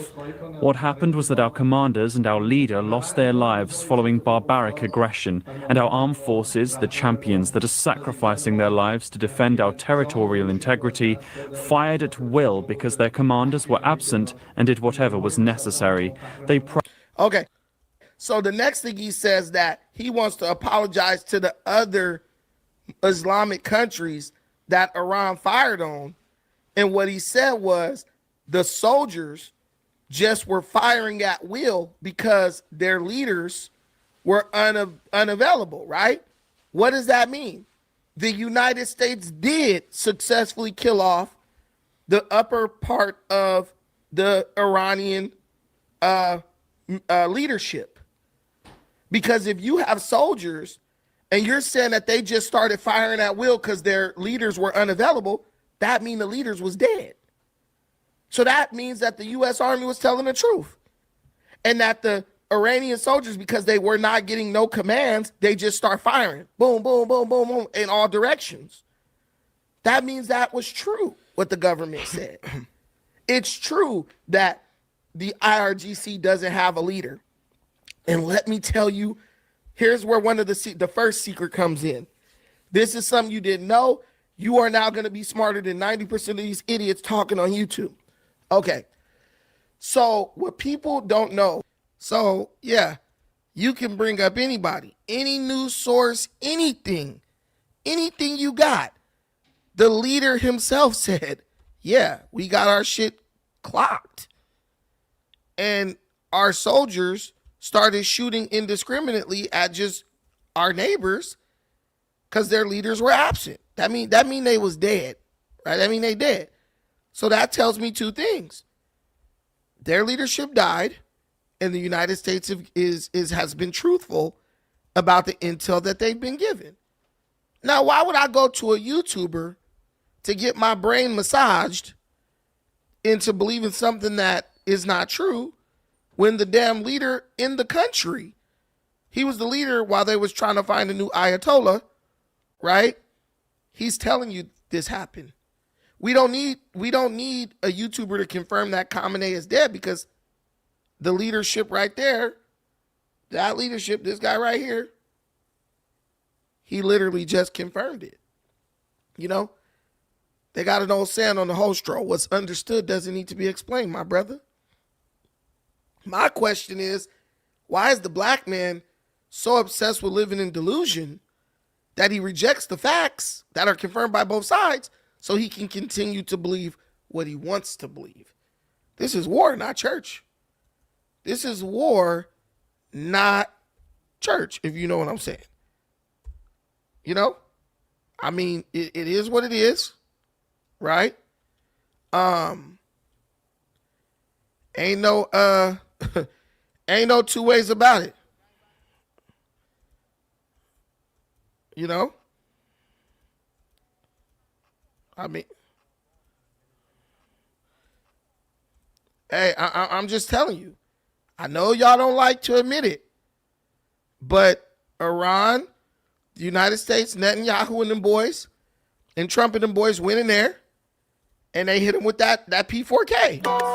Military chopper with the scope, go boom, boom, boom. Have a nigga running from the stick like Duck, Duck, Goose. Niggas talking brazy out they mouth like I just won't shoot. Mocha on the roof, taste the work, damn near broke his tooth. You ain't never slid through the crabs trying to pop your tooth. Baby stones on they back block, finna pop your goons. Niggas playing cards acting tough, that is not your move. See me up in traffic with the strap, better make your move. That's what happened to Combinatum. Military choppers. Boom, boom, boom. It's not my fault. It's unfortunate that occurred. But that's what happened. I don't need my brain massaged. I got the proof right there. We got the receipts that black people say that they need so desperately. Right? You said, what social media are you getting your news from, Brandon, concerning the war? Please name. I just told you. Hey, sucker season right here. Right here. He can confirm where I'm getting my information from. Straight from the source. Dude, Wall Street Journal. This is true. This is real. Wall Street Journal is just now reporting shit that I reported on this channel 7 days ago. Wall Street Journal is just now reporting shit that I reported on this channel 7 days ago. I'm not even joking. People don't want to believe me, but it's the truth. Look, I'll show you.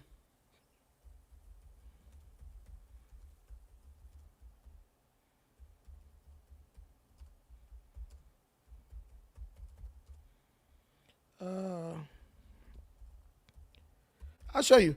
I'm way ahead of these idiots. Way ahead. Look, I'm going to show you right now. Look right here. I be telling people, watch this channel if you really want to learn something. I think, okay, that's cool. I could just put that up by some. Okay, so if you look at this situation, right? Right here.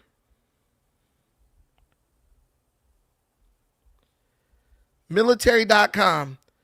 How U.S. sending Marines to Strait of Hormuz signals posture shift. War zone. Units deploying to the Middle East. U.S. Fortune magazine. U.S. sends 2,500 Marines and amphibious assault ships to Mideast. 1 day ago. 12 hours ago. 1 day ago. U.S. military sends 2,500 Marines and at least one more ship to the Middle East. 1 day ago. Times of India. 1 day ago. Why the U.S. is sending assault ships, USS Tripoli, and thousands of Marines to the Middle East. See all this? 1 day ago, right? All that's 1 day ago. None of this stuff is different topic. All those outlets are reporting that 1 day ago, right? But if you look at what I've been reporting, because Wall Street Journal and all these places are reporting this stuff 1 day ago.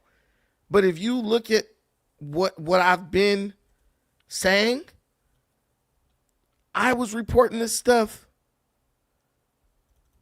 6 days. Oh, here we go. Conducting is using laser guided missiles to destroy vessels. There's the LPD. Okay, look. To destroy the leadership apparatus who didn't go to the military academies, who basically went through all the ranks and earned the position of officer. The military has a contingency plan for that. Iran doesn't. Right? So that's why they were crashing out on the neighboring countries, because you had a bunch of soldiers with missile launchers who had nobody to command them on where to is in the Navy. I'm not even going to tell you what he's on because y'all be snitching. FBA in the building. Pay attention. Hating. So Pay attention. basically, many amphibious assault ships have been extended from operations in Venezuela, in the Caribbean, to go to the Middle East, to the Persian Gulf, to the Strait of Hormuz, where the fighting is at, right? This is major because that means that there's an increased chance of there being troops sent in on the ground. Now, there's two types of amphibious assault vessels. There's the LPD and then there's the LPH, right? LPD is a ship that has nothing but Marines on it. You know, Marines are the ones that the president could send in without no approval from Congress. It has like 1,600 Marines on it. And then there's like, okay, so tell me this.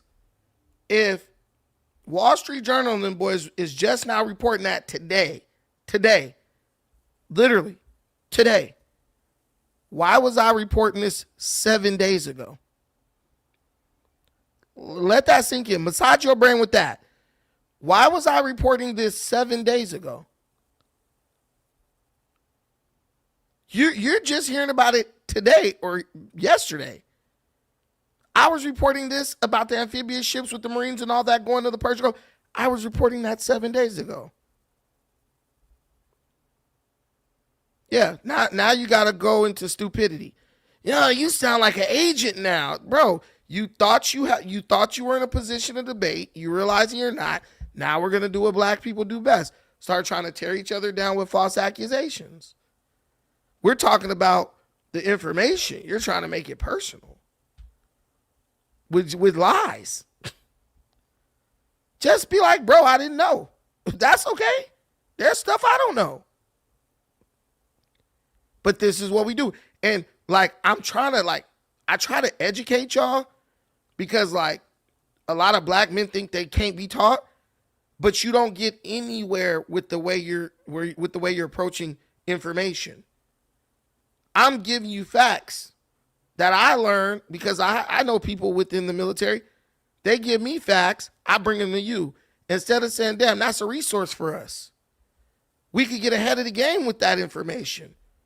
We got to tear each other down in an attempt to discredit each other. That's the lamest shit ever, if you ask me. That's the agent. I'd have been like, bro, hey, keep it coming. You got some more info? Let me know. Nah, let's tear the dude down. Because this in some way does something for you. Boy, Brandon, your views have completely switched from 2 years ago. You sound like an agent. I say that respectfully, my brother. I really like your. That's fine. But how do I sound like an agent? So we was at war with Iran 2 years ago? Because for my views to have switched from 2 years ago, we would have had to been at war with Iran 2 years ago, and that wasn't the case. My views are the logical views that any black man should have. Why would you want a bunch of black-hating Persian extremists getting a nuclear weapon? People who sponsor terrorism in Africa. We've already went over this.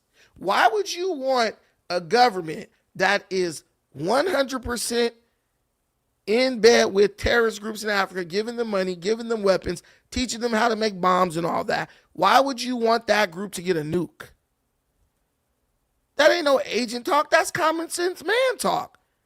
I like going to Africa, and I like not getting blown up while I'm there. I don't want them to have a nuclear weapon. They hate blacks. They hate blacks. And no black country has a nuclear weapon with which to fight them back with or with which to deter them with. Why would you want them, your Persian slave masters, to get a nuke? They blow things up in Africa and kill African people.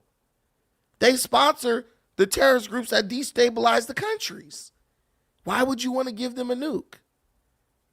The reality is we just got a bunch of socialists and communists masquerading as Pan-Africans who have an unjustified hate for America and basically are willing to just get into a worse situation because they hate America so much. That's stupid. That's stupid. That's not the way a man thinks. And a man don't show that kind of example to his children and his future generations. I'm telling you, be rational. Get your money right. Let's chase economic prosperity. Very hard to do that. Very hard to invest in Africa when you're looking at Iran with a nuclear weapon. I have a farm in Africa. Do you? I don't need Iranians sponsoring terrorists in Kenya, which they do that already. They already do that. Al-Shabaab. I don't need Iranian-sponsored terrorists coming to my farm when I'm on it, slaughtering me like how they do up over in Nigeria, because now Iran has a nuke so they can fund terrorism all over Africa and there's nothing the United States can do about it. I mean, at the end of the day, you can say our troops are fighting for Israel all you want to, but I think our troops are fighting for America because Iran kills Americans. Iranians chant death to America, bro, specifically. They're not just like, oh, we just want the Israelis. The Israelis can fight for themselves. They're the ones getting bombed over in Israel, not us. But I know that Iran has a track record of killing Americans. I know that. You might not want to accept that, but that's the facts. Iran has a track record of killing Americans. And as far as I'm concerned, if Iran gets their hands on a nuclear weapon, no American is safe on that side of the globe. If Iran gets his hands on a nuclear weapon, no American is safe on that side of the globe. Because they can kill Americans indiscriminately. And if the United States say we coming to do something, they be like, we got this nuke. We got this nuke. We going to launch that bitch and hit somebody. This is the same problem you have with Russia and Ukraine. Just think. Allow your brain to think ahead. Why couldn't the United States or the UN help Ukraine on the battlefield? Because Russia said, if you guys come into this fight, we are going to launch nuclear weapons at you. That's what Russia said. There will be catastrophic consequences if any UN member nation attempts to join Ukraine on the battlefield to kill Russians. Why do you want to give why do you want to give Iran that type of, why would you allow Iran to create that type of power for themselves? Let me ask you a better question, since you guys ask me questions. Why doesn't Russia just give Iran a nuke since they're buddy-buddy with them? Why doesn't China just give them a nuke since they're buddy-buddy with them? Why doesn't Pakistan just give them a nuke? See, no one asked these questions. The other channels just want to gaslight you and make you, oh yeah, and echo chamber you. Yeah, he agrees with all I agree with, so I want to listen. I'm challenging you. If Iran is truly a virtuous nation, why is it that the nations that are actually cool with them, Russia, China, Pakistan, you name it, who actually have nuclear weapons, North Korea, why don't they just give them nukes? Why don't they say, yo, we're going to sponsor their nuclear program? Because deep down, these nations know that Iran is not good. They know that. They know Iran is a terrorist funding country. They know that. So they sit up and posturing, yeah, we down with you and all that stuff. But when it all comes down to it, China condemned Iran today. Did you know that? No, see? Look, I love it. No, bro, you're trying to make it personal. This shit ain't personal at all. I apologize if you felt that way. That was not my intention. No, I'm begging you to use common sense. If Iran is a good nation, if Iran deserves blah, blah, blah, blah, blah, why don't Iran's allies give Iran nuclear weapons? Why doesn't Iran's allies give Iran enriched uranium that's enriched to the point where it can be used for weapons, nuclear weapons? Why don't they do that? Because you don't give a country that has proven that they are willing to fund terrorism anywhere in the world, you do not give them nuclear capability. Because you then won't be able to stop them or do anything to them to punish them for sponsoring terrorism all over the globe. Say what you want to say. My question is, why would any logical thinking person want to give them, let them get weapons? And Donald Trump understands that. Benjamin Netanyahu understands that. If Benjamin Netanyahu just wanted to kill Iranians, he has nuclear weapons. He could just hit them. Bam, done. Israel then took out their whole top leadership. So if it was just about killing Iranians, they could do that anytime. Israel, I believe, is tactically superior than Iran. What does Israel have nuclear weapons, or why does Israel have nuclear weapons? I am of the belief that Israel getting nuclear weapons was inevitable, seeing how like a large amount of the scientists who worked on the atomic bomb were Jews. I low-key believe Israel might have had the technology before the United States did. I'm not going to lie to you. I low-key think Israel had the technology before the United States did. People are like, they stole nukes off of this ship. Why do you have to steal something that you created? Is anyone going to refute that? Is anyone going to debate me on that? Why do you have to steal something that Jewish minds freaking invented? That's like a black person stealing the recipe for fried chicken. The hell? Well, we know how to fry some chicken if we don't know how to do nothing else. You ain't got to teach us how to do it. It's like black folks stealing a recipe for collard greens and hog mogs. No, we invented that. We created that. Why would we have to steal that? That's stupid. Black person ain't got to steal the recipe for barbecue. We invented that.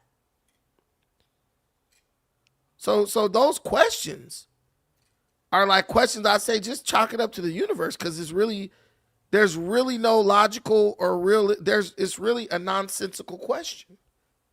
They invented the damn atomic bomb. You think they wouldn't have developed one eventually? They probably had it before we did.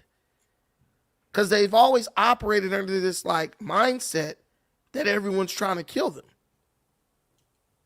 So they probably had it before we did. You ever heard of the Manhattan Project? You ever seen the movie Oppenheimer? You know that's a Jewish name. What about Albert Einstein? He's also Jewish. There were like 20 Jewish scientists working on the atomic bomb. And y'all like, why does Israel have nukes? They invented them. They invented them.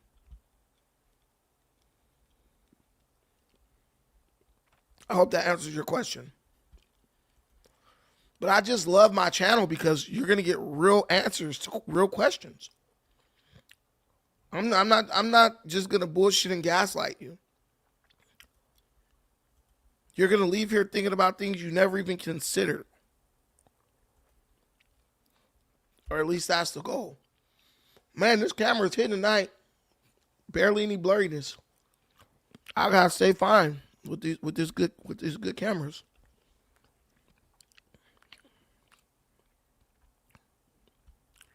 But yeah, I believe this thing is going to draw to an end very quickly.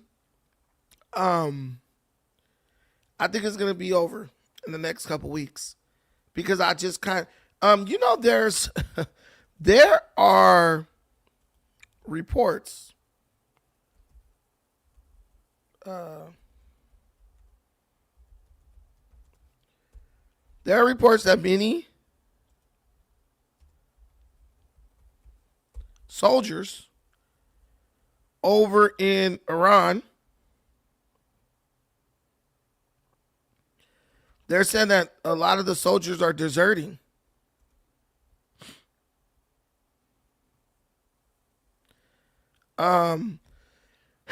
There's video coming out of Iran.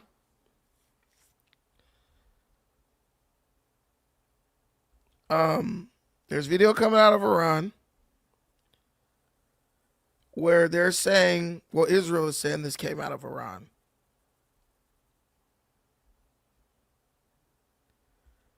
That's saying the commanders have left. People with the money,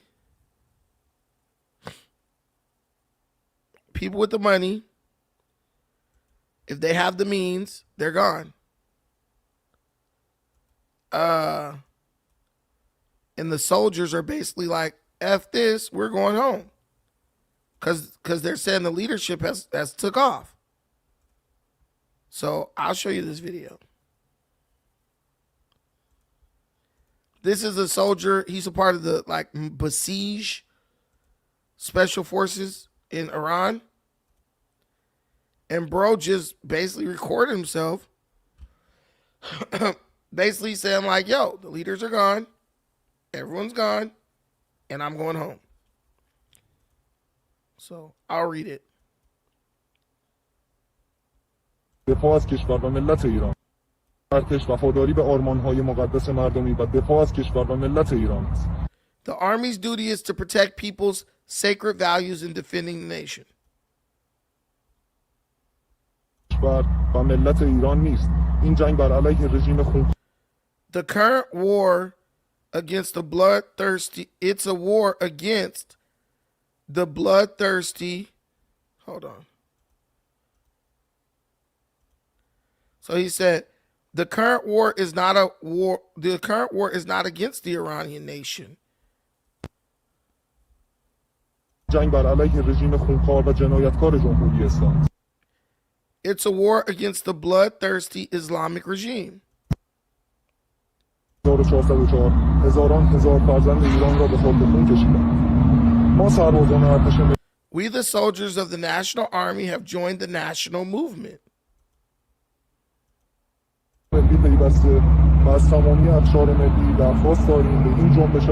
We also ask others to join the national movement. May my life be sacrificed for Iran.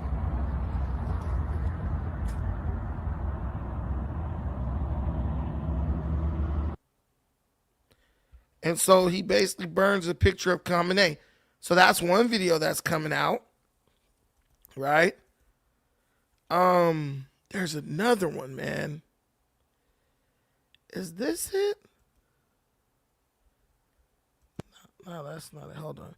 There's a video. Oh, here it goes. Here it goes. Here it goes. بگان بسیجه که تا چند وقت پیش مدرسه بوده. همه از اینجا زدن بیرون رو در رفتن. منم میرم خونه. به نظرم میرسه که کار رژیم تموم شده و باید تسلیم بشیم. فقط امیدوارم مردم ازمون انتقام نگیرن.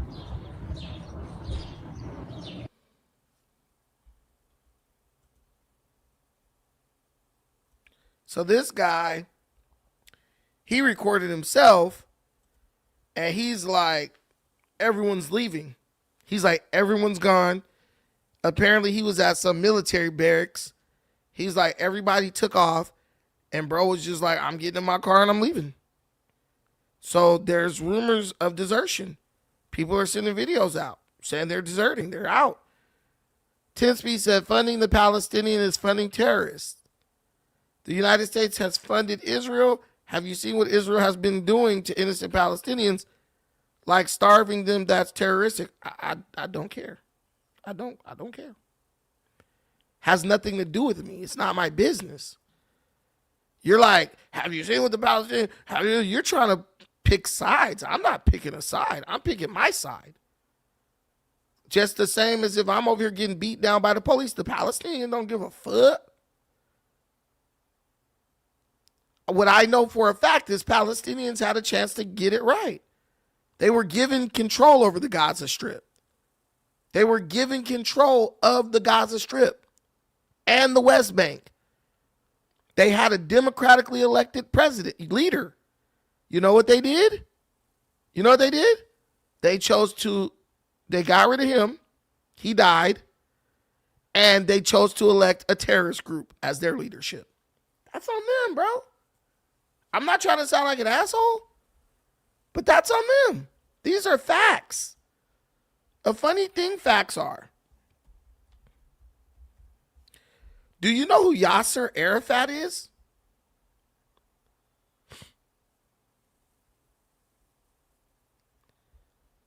Do you know who Yasser Arafat is?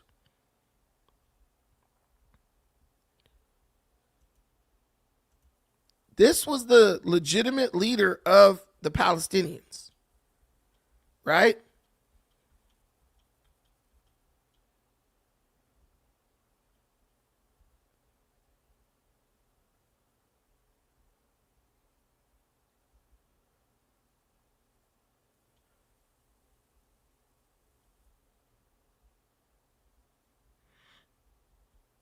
Fatah dedicated itself to the liberation of Palestine by an armed struggle carried out leader. Okay, so on November 1966, Israel launched a major raid against the Jordanian-administered West Bank town of As-Sumu in response to a Fatah-implemented roadside bomb attack, which had killed 3 members of the Israeli security forces near the southern Green Line border. In the resulting skirmish, scores of Jordanian security forces were killed and 125 homes razed. This raid was one of several factors that led to the 1967 Six Days War. Let me see.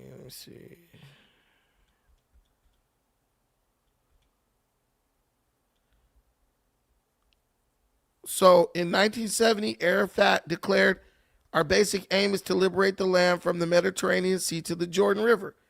We are not concerned with what took place in June 1967 or in eliminating the consequences of the June War.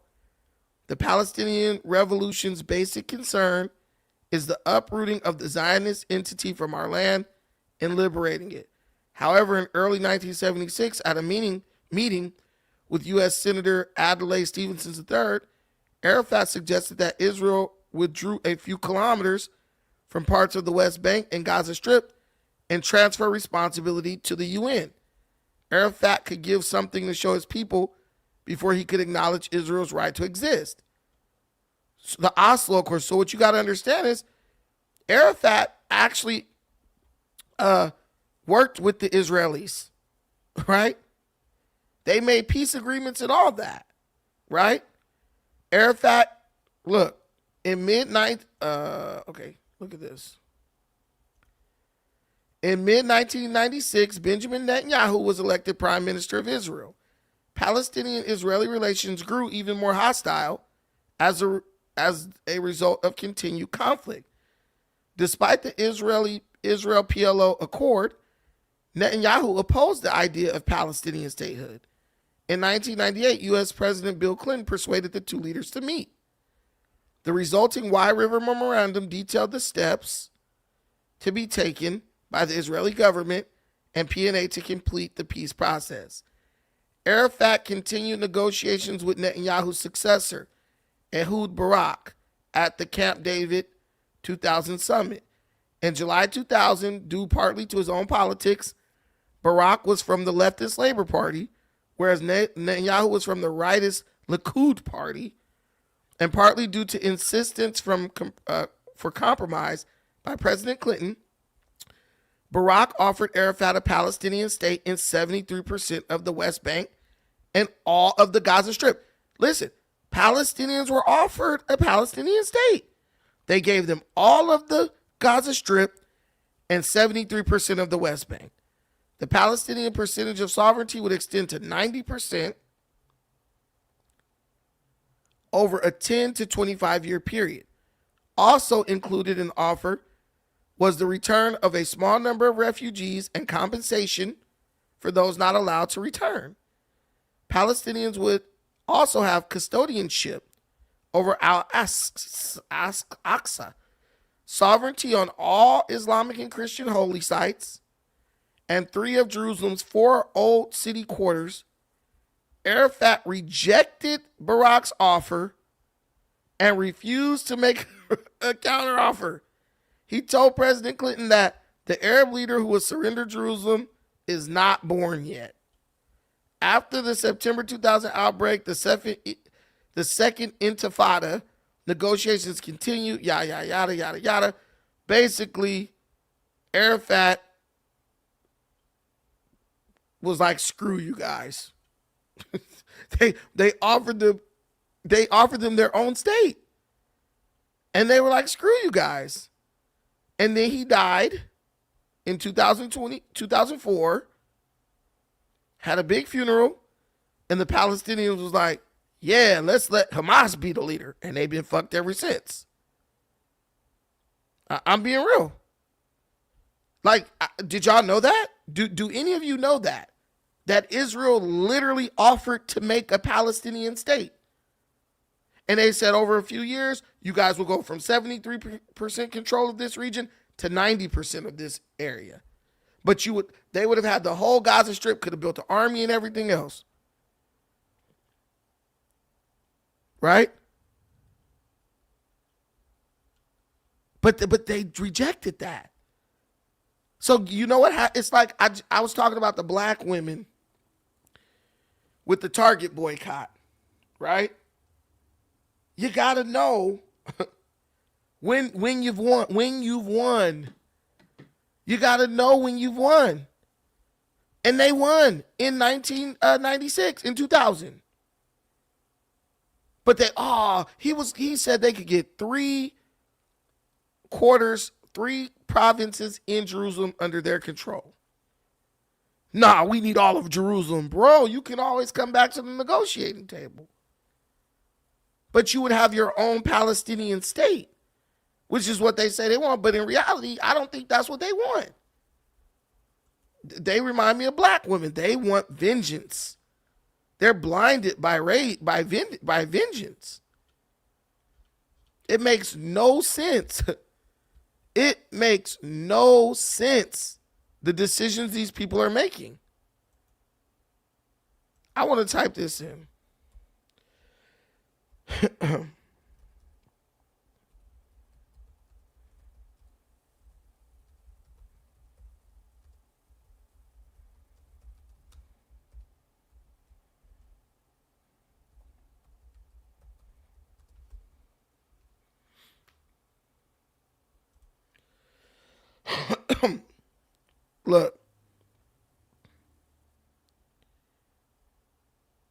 Look what happened. This is what I need y'all to bring up when y'all come to me about Palestinians. Israel has transferred or relinquished control of the Gaza Strip to Palestinian authorities on 2 primary occasions. First, through a phased transfer in the 1990s, and then through a complete unilateral withdrawal in 2005. Israel dismantled all 21 Jewish settlements in Gaza. Approximately 9,000 Israeli settlers and all Israeli military forces were removed from the territory. Internal control of the Gaza Strip was officially transferred to Palestinian authorities. 2 years after that, Hamas took over. Shortly after the withdrawal, Hamas won Palestinian parliamentary elections and subsequently seized full control of Gaza from the Fatah-led PA. Now remember, Fatah was the organization that Yasser Arafat created. And in 2007, they seized full control of Gaza from the Fatah-led PA in 2007 after a brief conflict.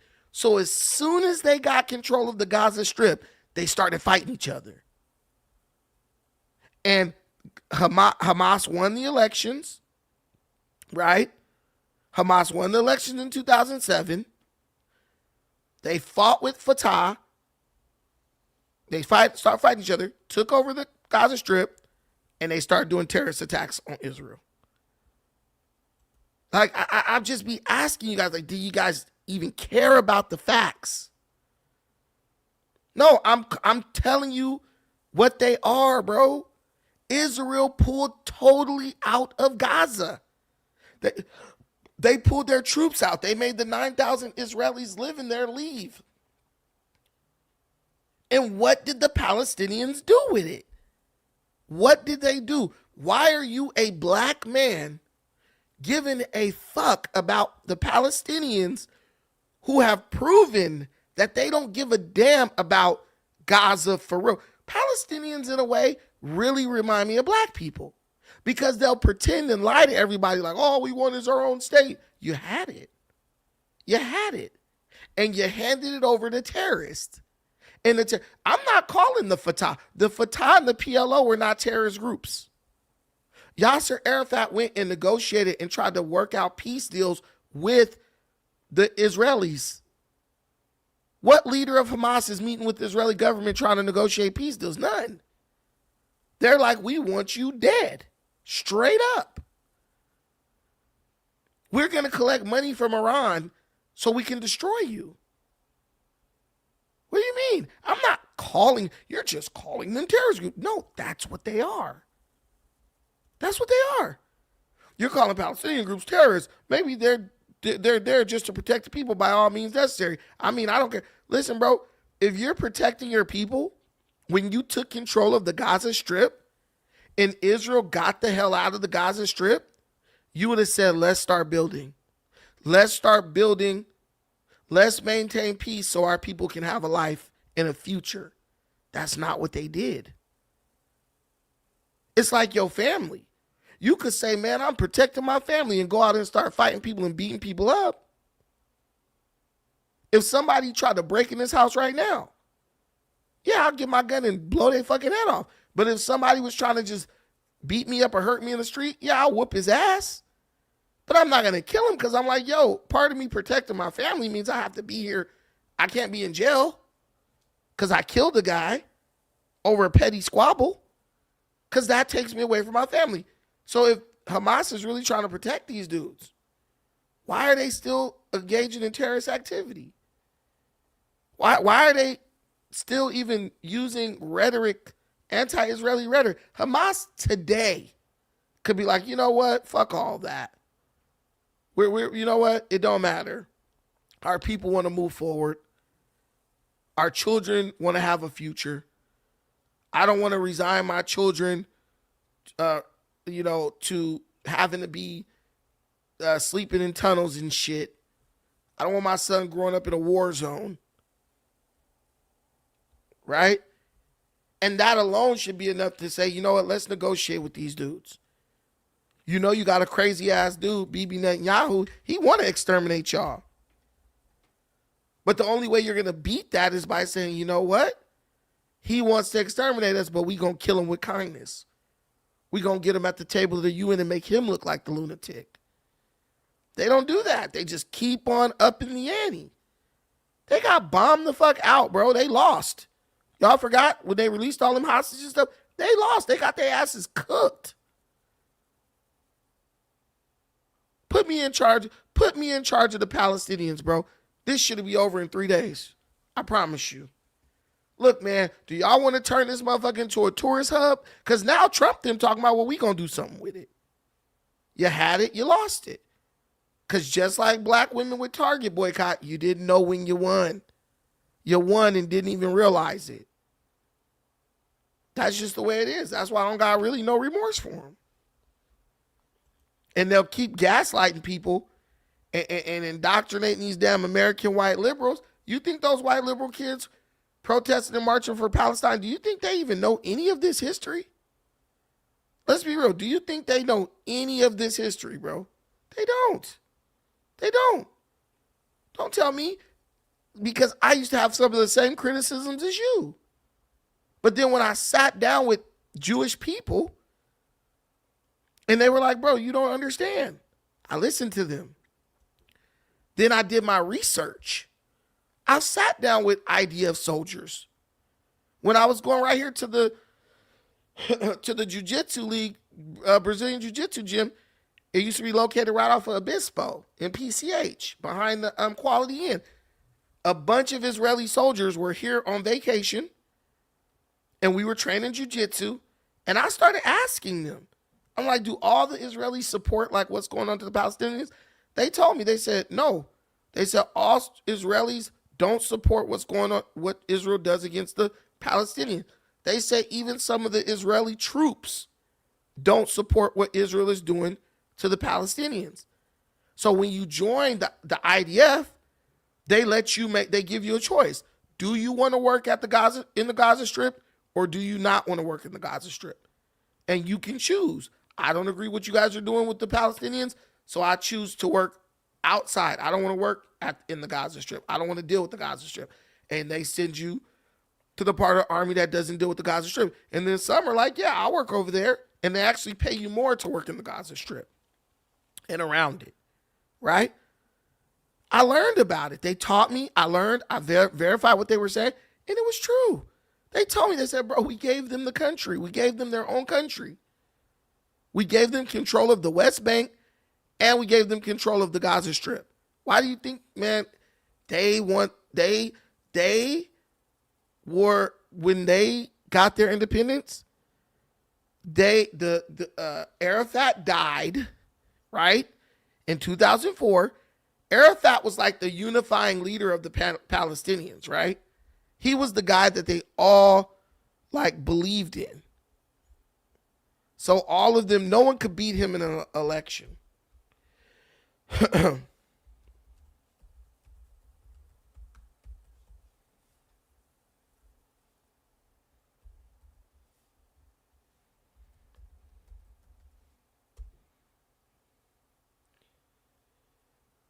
He was a Palestinian. He was the defining leader of the Palestinian national movement. No one could beat him. No one could beat him in an election. But when he died, the terrorist group Hamas took over. That's what you guys got to understand. Since Hamas has taken over Gaza, it's been all beef. And who is Hamas funded by? Iran. That's why you see Netanyahu, he wants to fuck Iran up. Because even Bibi Netanyahu understands, like, bro, these dudes brought in a lot of the problems.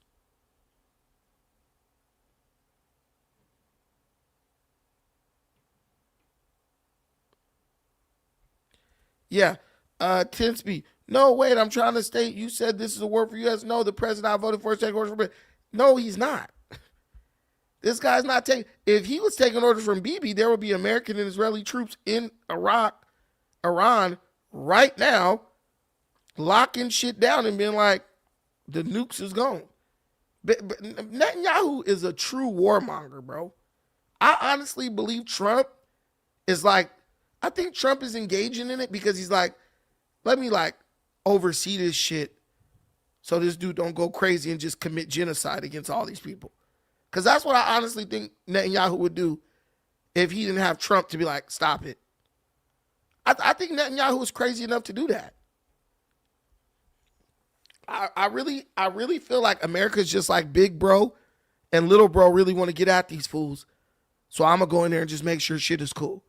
While also securing American interests, because you guys can say what you want, but America has an interest in getting control over Iran because Iran supplies oil to China.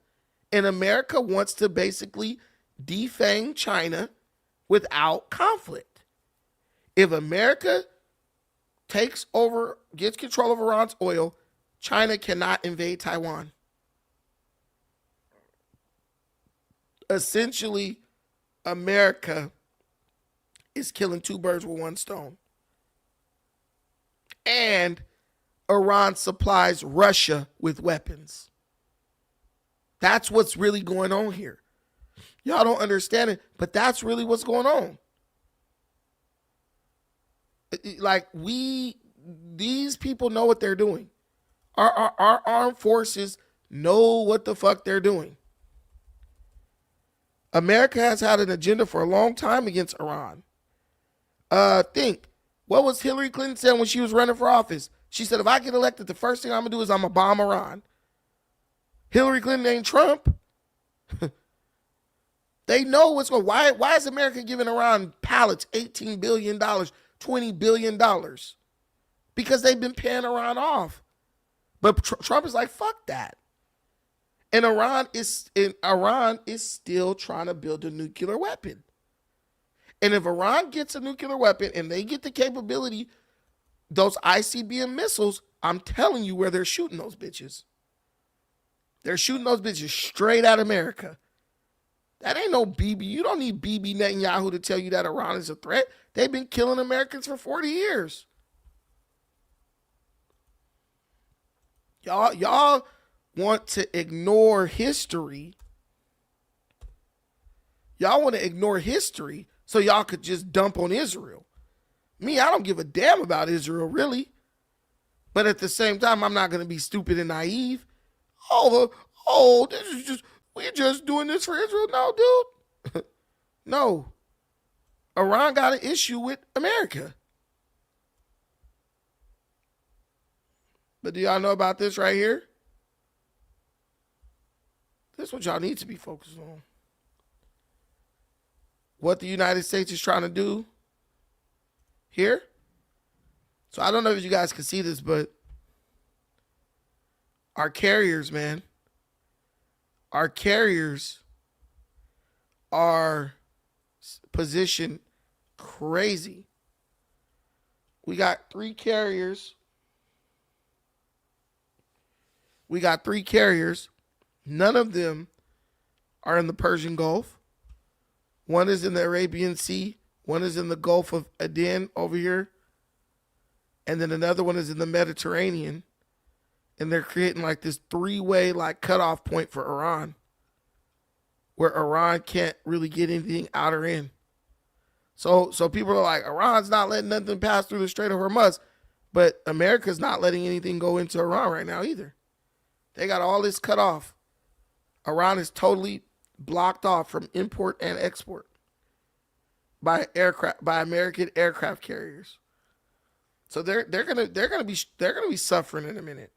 Pretty soon you about to start seeing rioting over there.